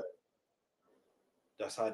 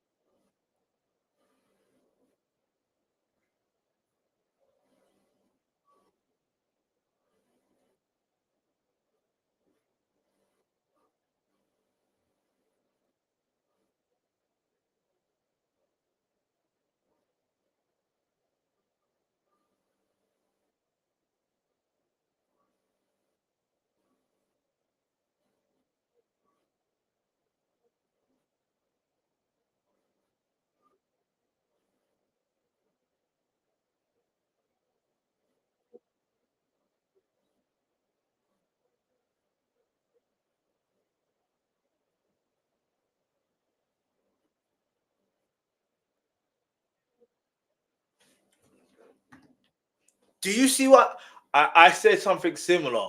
I said they're not helping. It's like they're better off not speaking. I didn't say those exact words, but I'm like they're not helping. If anything, they were making the judge wanna. Because if I was a judge, I'm like 20 years. Do you understand? 20 years. If anything, maybe again, and I still could be wrong. I think maybe the judge was also looking at the thing that with Donald Trump, he could be a bit. If you catch him in a certain mood, which sounds mad, yeah, but like You know what I mean? He could help pardon Diddy if he has a longer sentence. So if he has not such a lenient sentence, but has a lenient sentence in comparison to, you know what I mean, then Diddy can't really pardon. I mean, Trump can't really pardon Diddy, really. You know what I'm saying? He can't. Because it's like he wasn't really treated harshly. It's now seen like he was treated fairly. Do you get it? So, and I could be wrong, but I'm looking at it from a game of chess.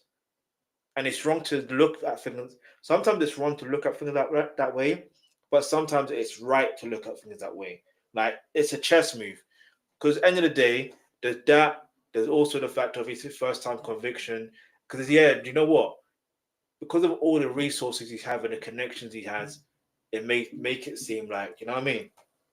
But again, I still feel like the Feds made a mistake in not charging other people. That's my humble opinion. I think they made a mistake because you see how with Jeffrey Epstein, they arrested him, charged him, convicted him. They arrested Jesse Maxwell and convicted her. Even with Chloe from Smallville, the person that plays her, same thing. Like they arrested her and many other people and convicted them. You get me? Let me bring up that fact. Hold on.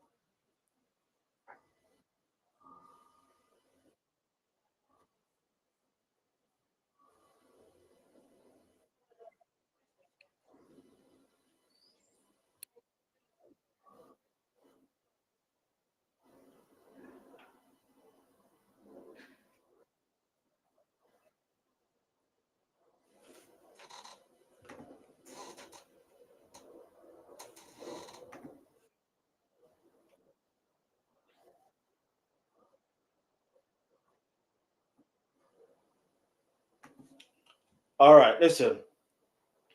Um, the person I was talking about that. All right, she was born in Germany, and her birthday 2 days before mine. That's mad. I didn't even know that. But yeah, Chloe.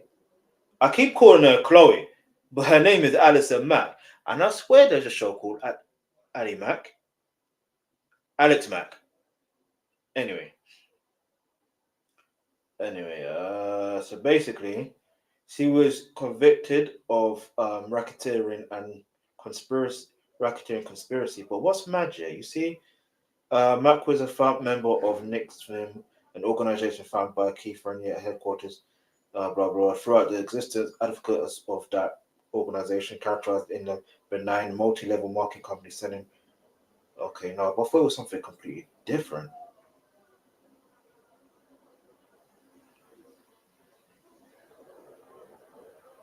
I swear it was completely. Okay, maybe I was wrong. No, I was right. On April 20th, 2018, she was arrested by the FBI in Brooklyn on charges of trafficking, traffic conspiracy, and also forced labor conspiracy. The federal indictment accused America of recruiting women to join what was purported to be female menstruate group that was in fact created led by the lead perpetrator of Mac was one of the top members of the highly organized scheme, which was designed to provide to Ranieri, so that person. Prosecutors accused Mac of concealing status of, I'm blanking on his name because it is what it is, as the leader of DOS as she coaxed. So basically, again, it makes you wonder if she was convicted of that, but guess there were so many other people that was actually convicted and charged in regards, arrested, charged, and convicted in regards to that. So it makes you wonder if Diddy's situation, what's different? You know what I mean? there's other people involved, and I think this is where the FBI or the feds, whoever, got it wrong. But let's keep it moving. But over 3 years, 7 years.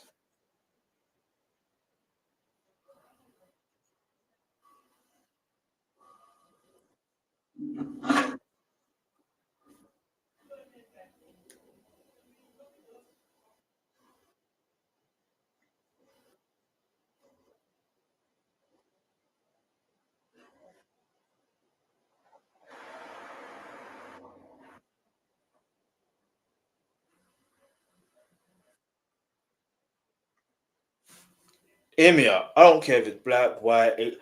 So I don't care about. Um, listen, I just care if you're completely innocent, then regardless, you shouldn't be in jail. If you are guilty, then yeah, you should be in jail. You understand? Just keep it as simple as that.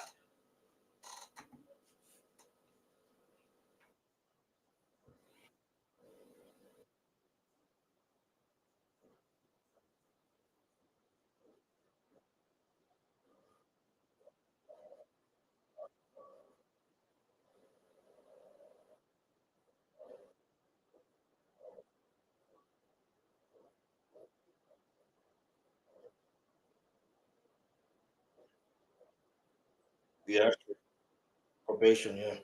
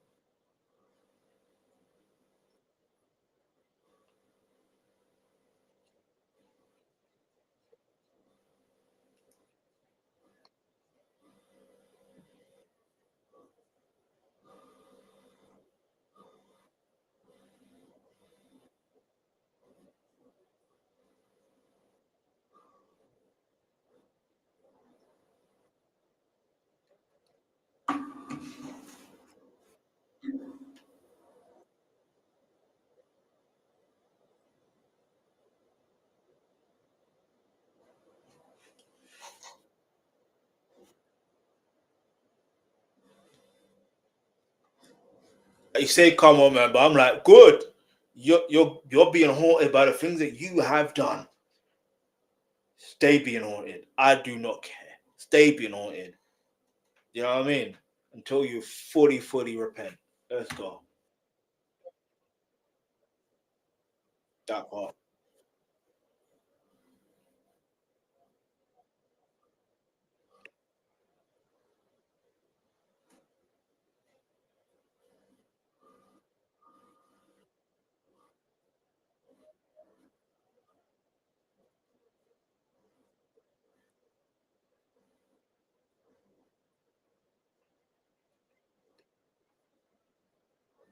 They did. They did. They did.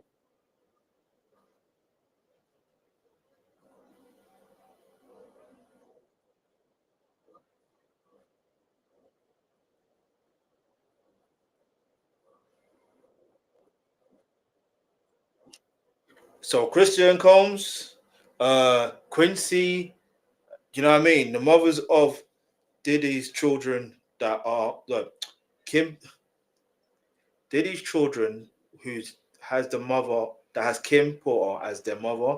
I hope they're watching this. I hope they're understanding this.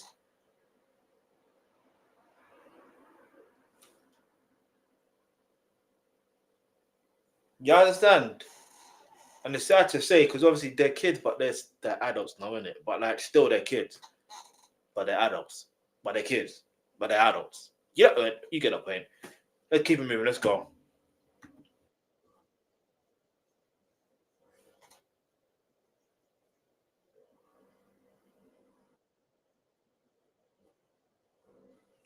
And he's mentioned this before in another that our dialogue mentioned.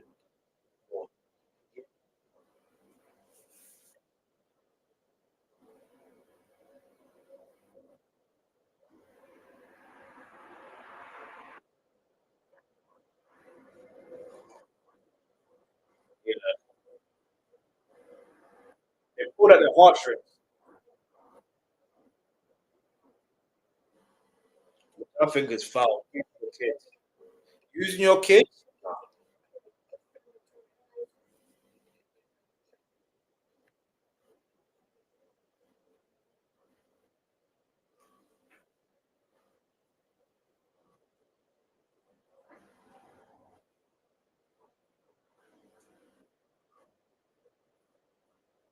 raw.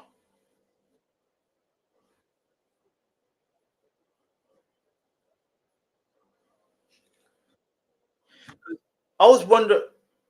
I was wondering why it was very, very long. Like I was wondering why it's long, and I've never. Again, I said I was new to this, so I don't know. I don't know how it works.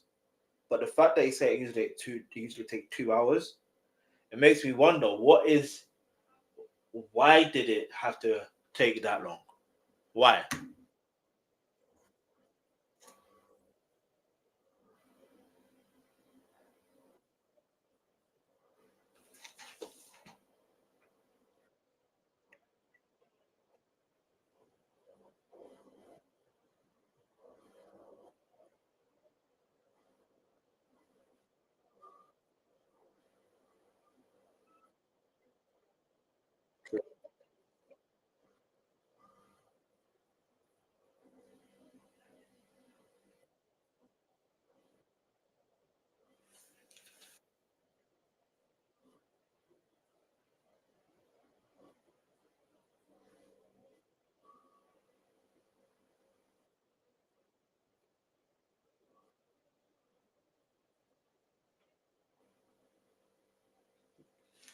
Do you know what that's called?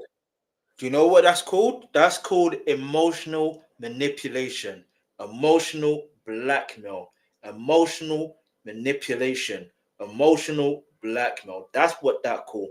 You're supposed to be a professional. You're supposed to be a lawyer.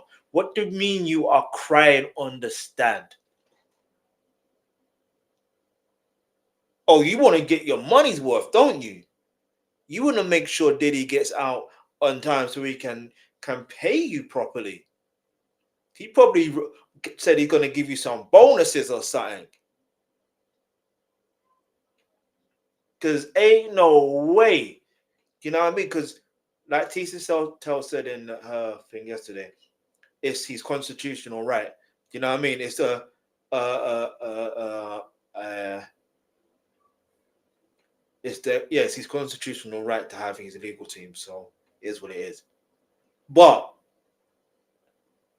at the end of the day, you read like,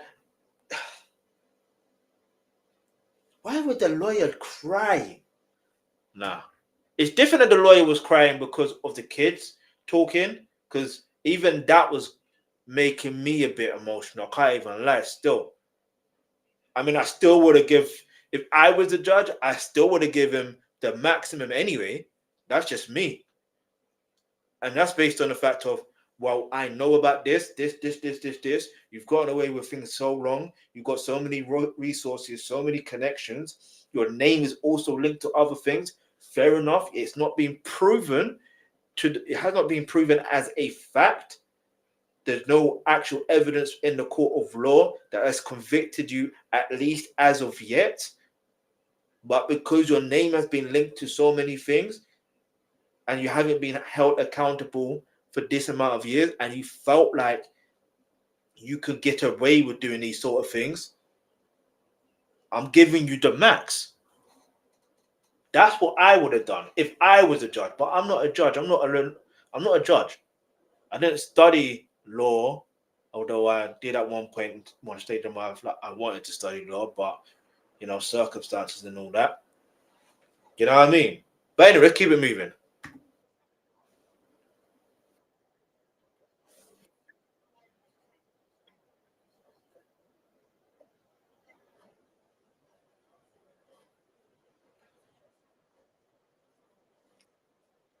Mm-hmm.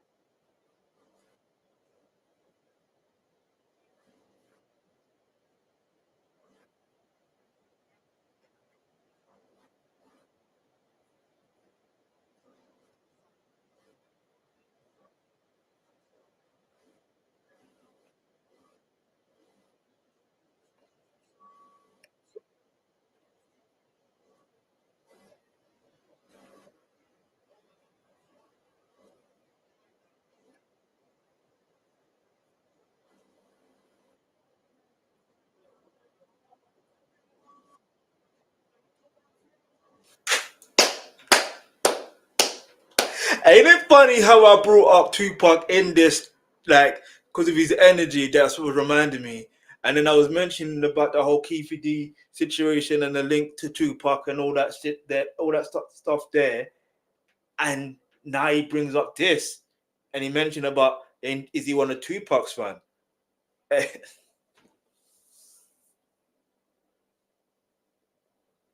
You can't make this up. You literally cannot make this up. And you have to bear in mind the timing of when I actually scheduled this live stream versus the time I actually ended up going on live. Do you understand? This is why I say make sure you actually hit the subscribe button, turn on your bell notification, so when I do go live or post something, you are notified right away, and then you can watch there and then. Do you understand? But it's so interesting to me when I think about it. Cause like, raw, I'm gonna rewind that. Huh?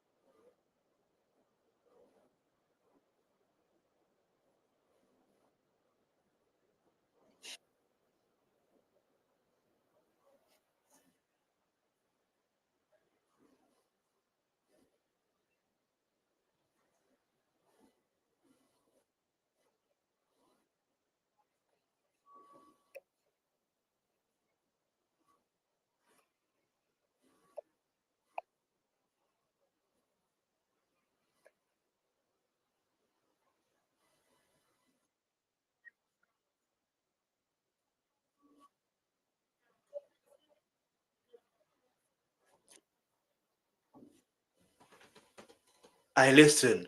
I understood the Tupac situation, but the Biggie situation. Hey yo, Gene, Gene, Gene, Gene, Uncle Gene. Hey yo, let's keep it moving.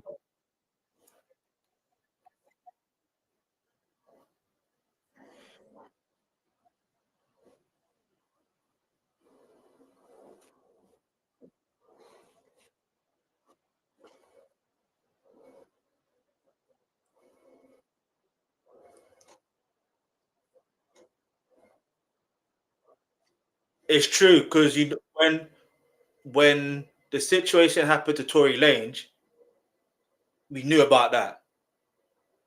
It's because if something happens to a celebrity inside a jail, whether it's a state prison or federal prison, we go and find out. That always gets leaked. It always goes viral. So how could that? And I'm not to say that. You know what I'm saying? And with the whole Tory Lanez one, that was the timing of it was kind of interesting. And I'm not saying that it's true or not true. I don't know what's true. Do you know what I mean? Because the reports on how many times it's like, huh? I don't know what's true. You know what I mean? But let's keep it moving.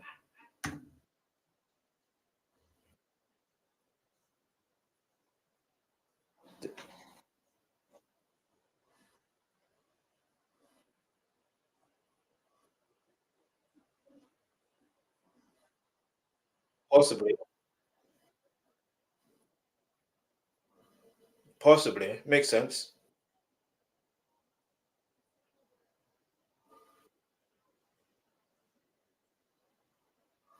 That's a bit rude. You're about to secret student. You can't tell that to a student. Your whole job is to teach to become an A student.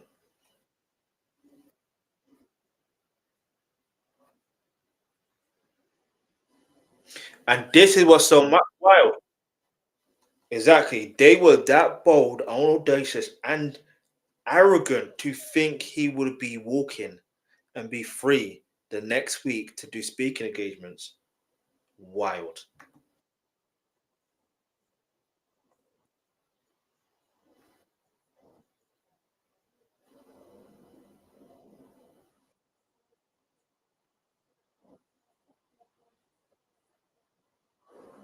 That's mad.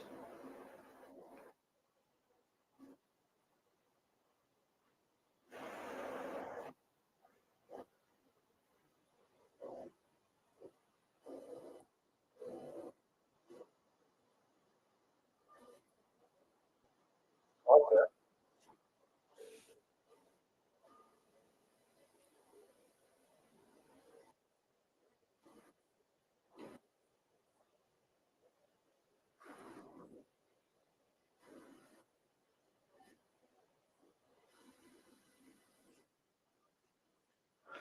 You know, every time he looks like that, I can tell he wants to say ninja, please.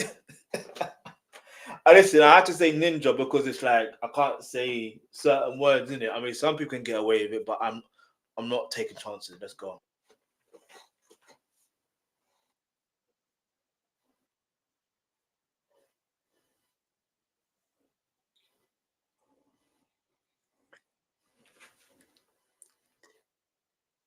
Nah, when they said that, I was like, what's going on? What is going on? If he was genuinely a civil rights activist, he would have been cool with Tupac properly. He wouldn't have, you know what I mean? Anyway, because Tupac was a genuinely, you know what I mean? Like he was molded in the civil rights movement.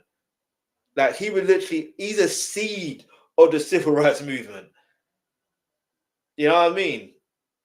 So naturally, and obviously, yeah, he done his own thing and this, that, and the third, but he was still militant like that.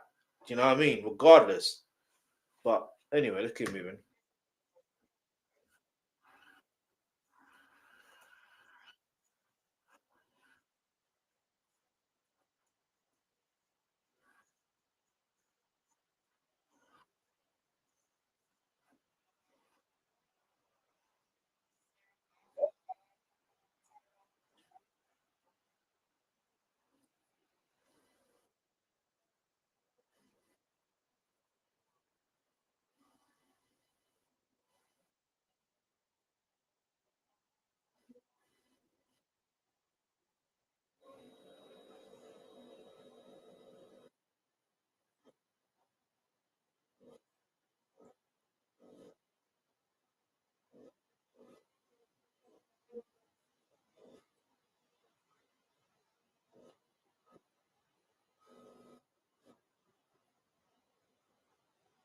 Did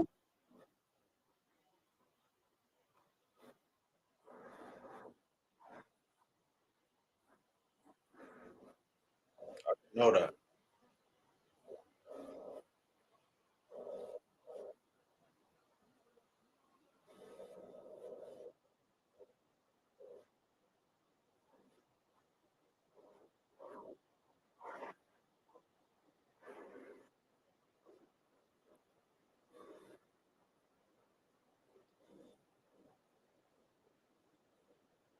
Know his faults and know his pains. Yeah, know his faults.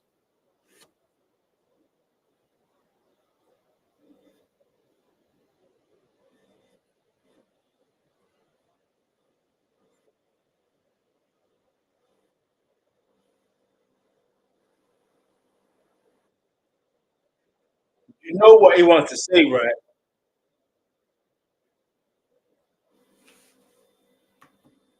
You know what he wants to say. Ninja, please. You're the one that set him up, potential allegedly. You're the one that said he needs to be in LA when he didn't need to be in LA. He was meant to be in London anyway. You're the one.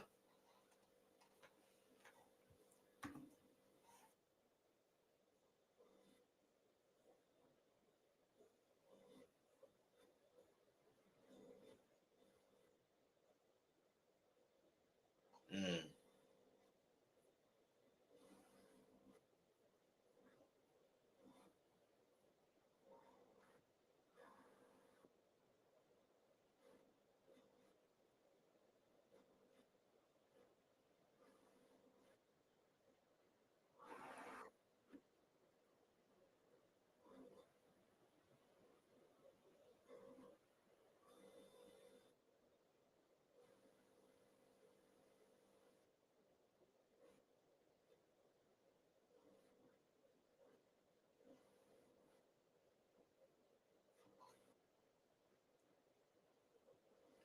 Already?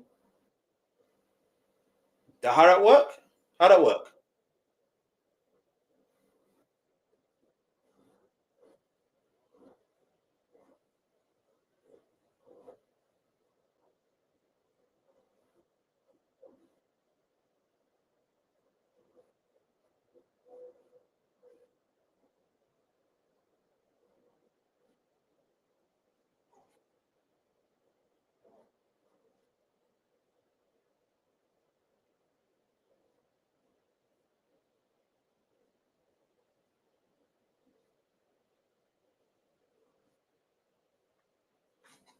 Mistake number one. You see, the judge, a new judge.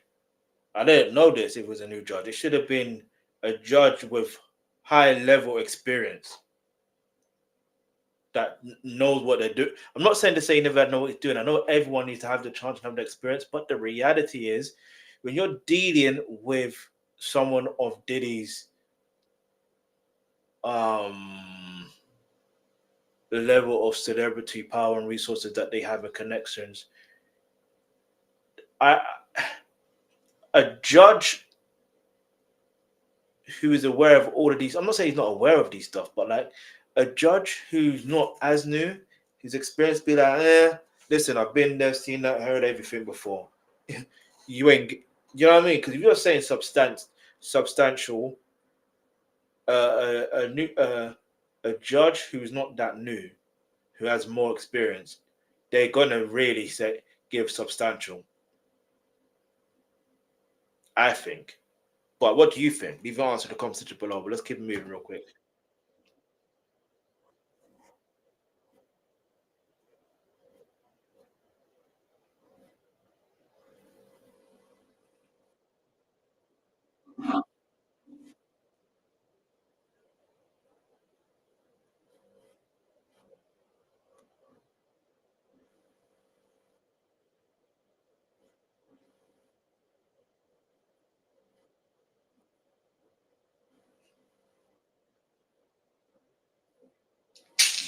And I'll be sure you're real dad. Come on.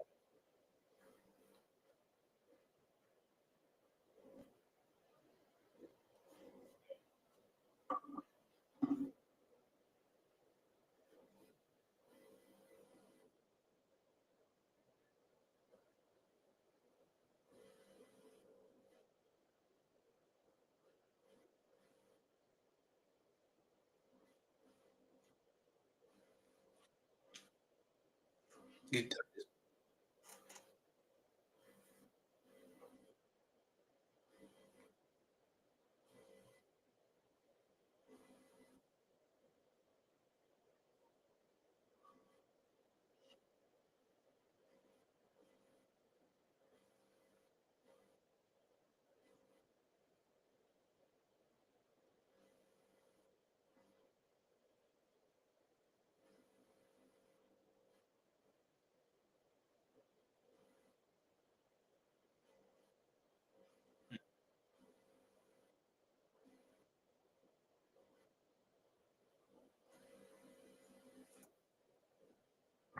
I don't think he understands. I don't think it's a. I don't think it's that. You got to remember, he's the big brother. This is what I think some people don't understand as well.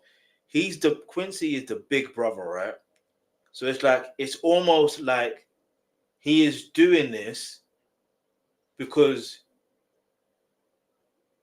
he's being in that protective mode, knowing that at the end of the day,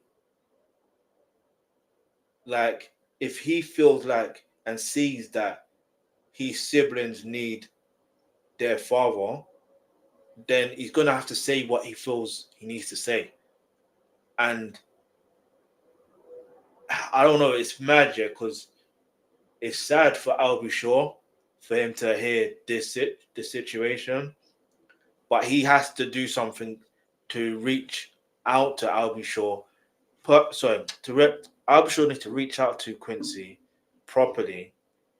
Do you know what I mean? And not expect Quincy to reach out to him and just find a neutral understanding to be able to. Do you know what I mean? It's such a difficult situation because if Albie Shaw was to, because it's not like Albie Shaw can't teach or guide his son and tell him, yo, look, you're old enough now. I can tell you everything that happened between me and your mom and what's happened between me and Diddy and all that stuff situation. Do you get it? There's He's old enough. He's old enough. And it's not like he won't understand. I mean, he's an incredible actor, by the way. You know what I mean?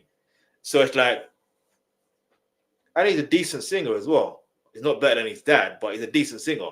But it's like, it's mad. Like I somewhat understand it. It's sad, but I somewhat understand it.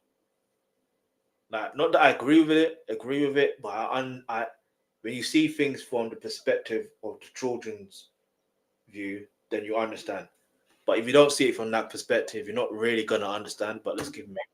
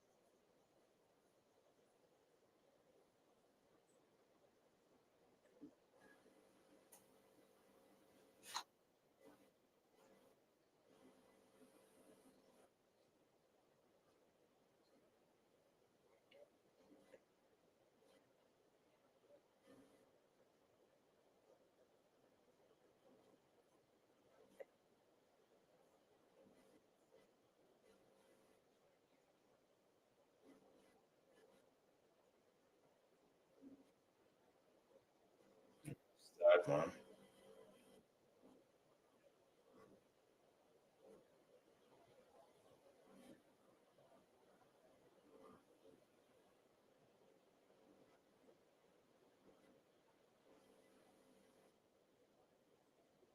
Yeah, that's what I don't understand. I think they've been saying it. Yeah.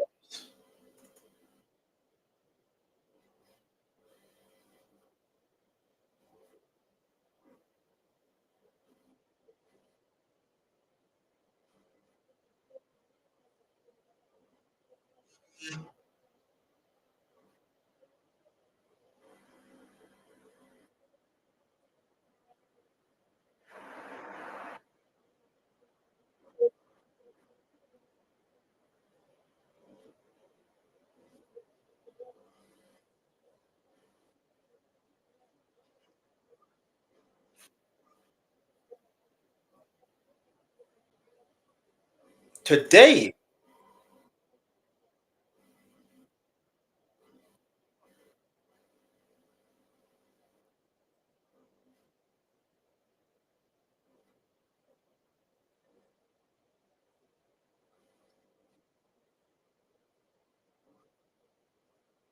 True, true, true, true, true.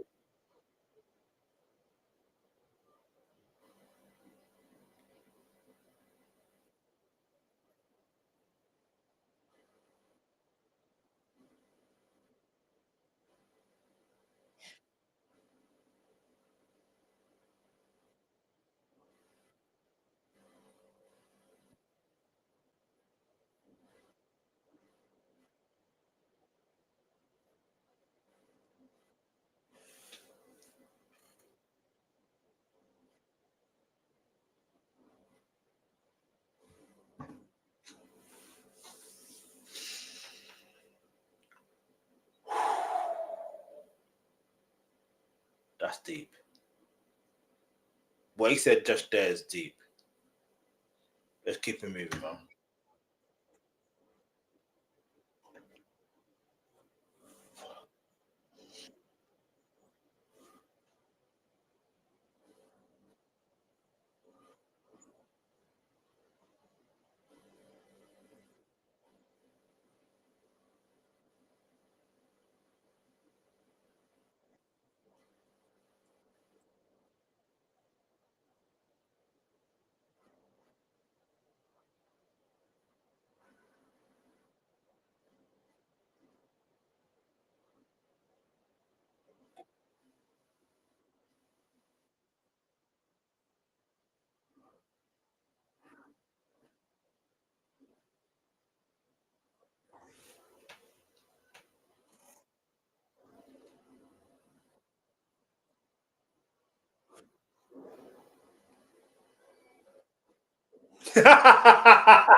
There it is.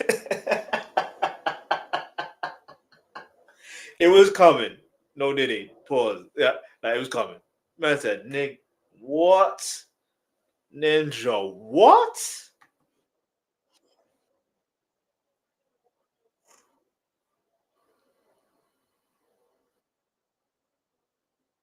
And he's just wait. He's the same son that said that they raided the wrong house. That's the same one. That's the same. All right.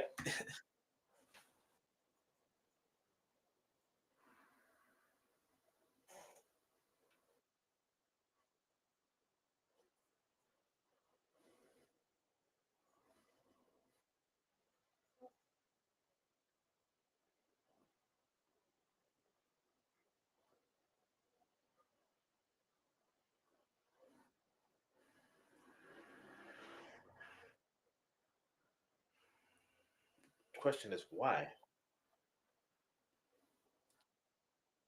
That's what I said. Why?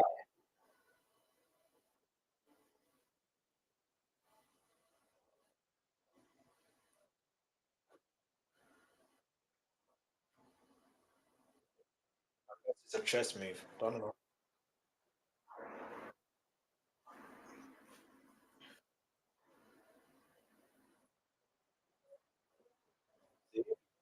That's what it should be. 50 years.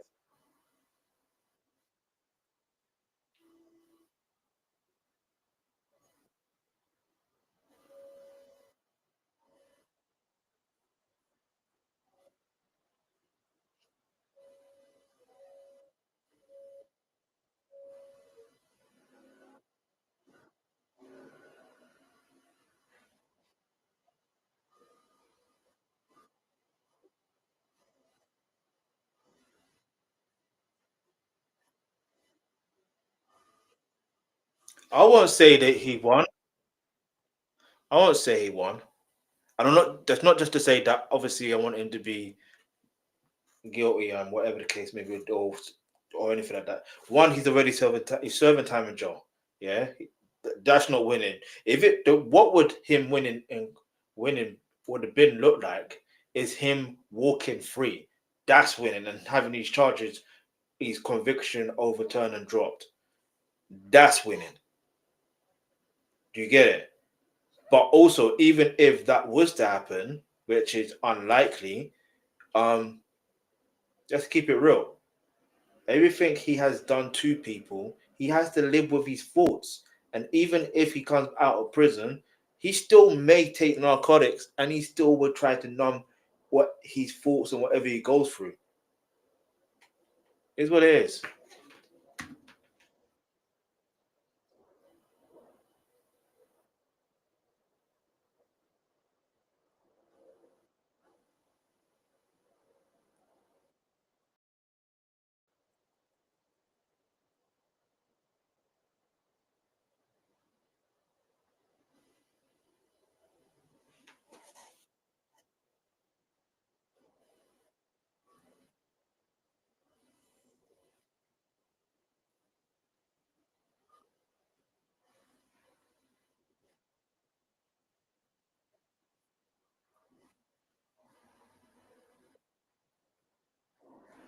Fair.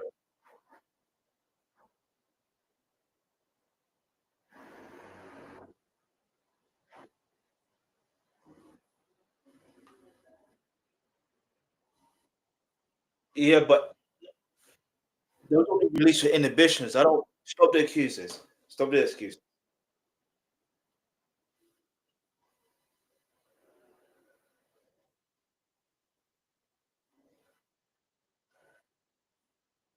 Because in that same era, did he not make this? Let's relax. In the same No, let's not. Let's cut the excuses. When he made this CD, when he made this CD, as you can see, it's a CD. Yeah. When he made this CD, yeah. Let's keep it all the way 100. This was in 2010. You like earlier on this live stream, I read that caption, or read that quote, or whatever the case may be, where he did something allegedly to someone in 2010. This single, this song was released in 2010. In the UK, it was released in the signing in HMV in London was in 2011 at the beginning of I think February 2011 or something like that. But like in any case, he did that while he was had narcotics in his system, right? Let's stop the excuses. The narcotics release your in release in people's inhibitions. And yeah, I get it. Sometimes there are narcotics that can help with the healing process in terms of, you know what I mean, pain management, this, that, and the third, which is understandable in some circumstances. But let's not give any excuses for any, criminal behavior or how people mistreat people because they're on narcotics. That's just an excuse. It's an excuse. Because if anything, like, why do you think some people can be intoxicated? It's like, let me give you a prime example. Yeah. Now, can I use an example? All right, I'll give you a prime example. I'm gonna use Tupac as an example. According to Shock G, I didn't hear verbatim, word for word, but apparently Tupac had a zero tolerance for. Was it? No, he has a high tolerance for alcohol, for example. He always had that in his system and all that stuff there. Now, here's the thing: he still had great work ethic.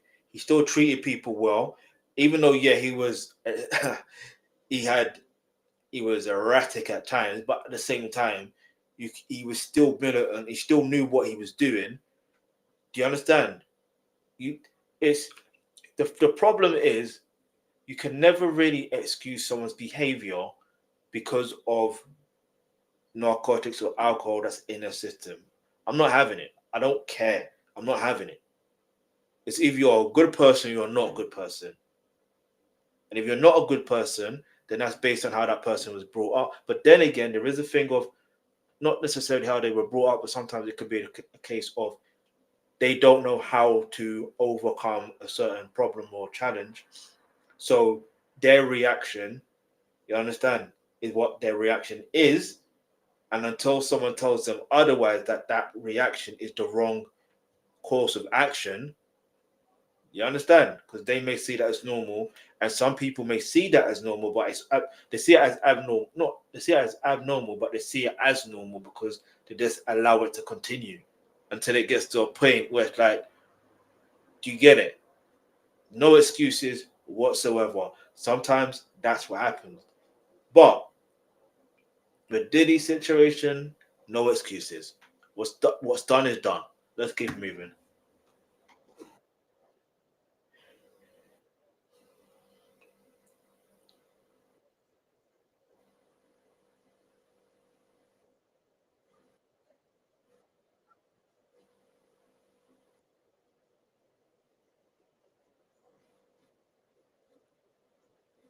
You'll be surprised.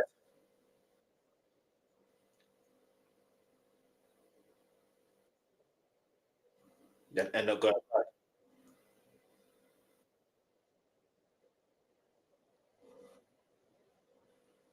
because I swear, you know what? Let me not bring up any you. I won't do this. I won't do that. I won't do that. I won't because I don't know the full context of the whole situation. But anyway, let's keep moving.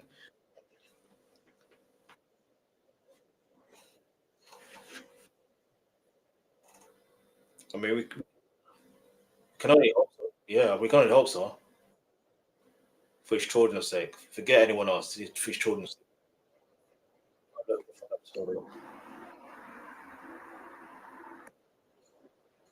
But then I still want to serve a trooper. You know what I'm talking about. You know.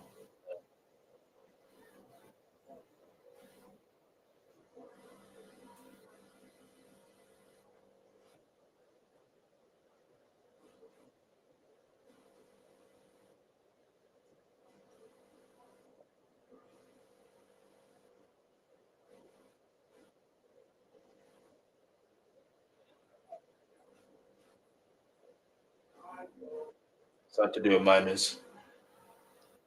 Something to do with minors.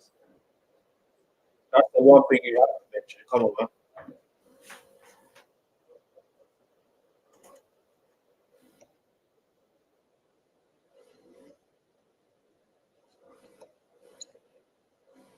Yeah, there you go.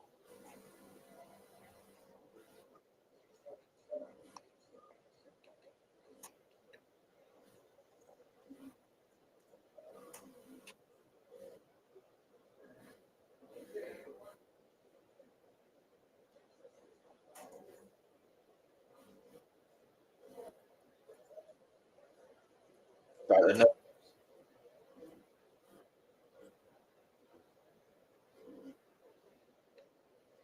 oh, I don't know about evidence, but I hear what you're saying.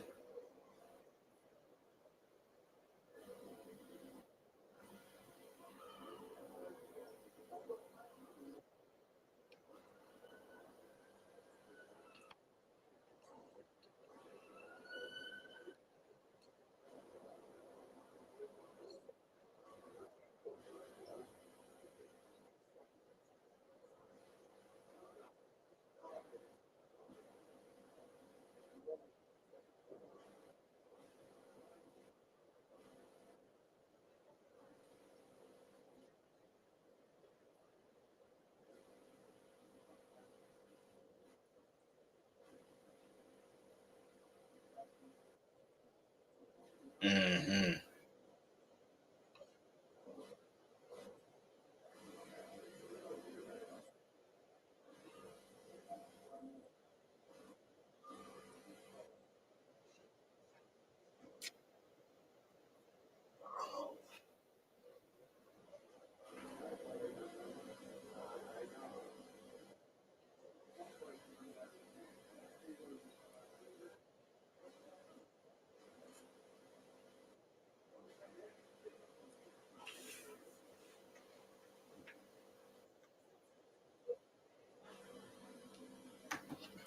Do you know what? I was gonna react to this, but I don't know. I might have to get into that another day. We'll see. Um, You'll see. In fact, I'm gonna have to do, so many other things. Anyway, let's obviously you to comment. It didn't take a rocket science to know that Gene Deal would be the next guest on the Art of the Dialogue. All right, for real. All right, this guy sat around watching and knowing Diddy was doing all of this. Nope, not necessarily. I call cap on this being his last interview. We all know. Soon as Diddy get out, Gene Deal, how you feel about Diddy being released from prison? Hold on.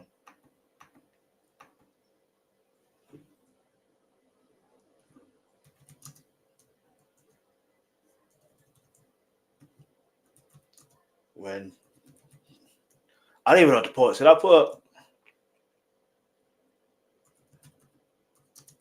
to see Gene Deal back on this? Of course, he was going to have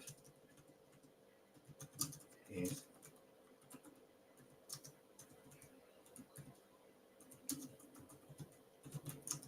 listen here, bruh.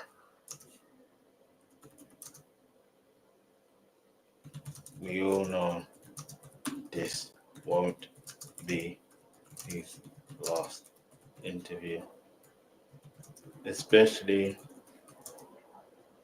with Keefe D's trial coming up soon. Do you know what I mean? We all know.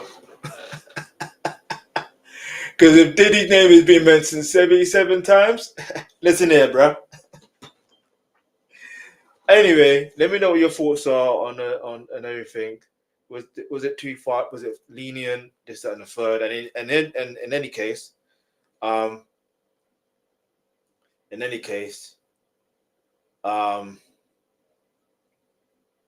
it's interesting to look at and look at it's interesting to look at this and analyze how deep this situation is. It's deeper than I actually thought. I'm not gonna lie to you. I didn't even think or fathom to realize that raw.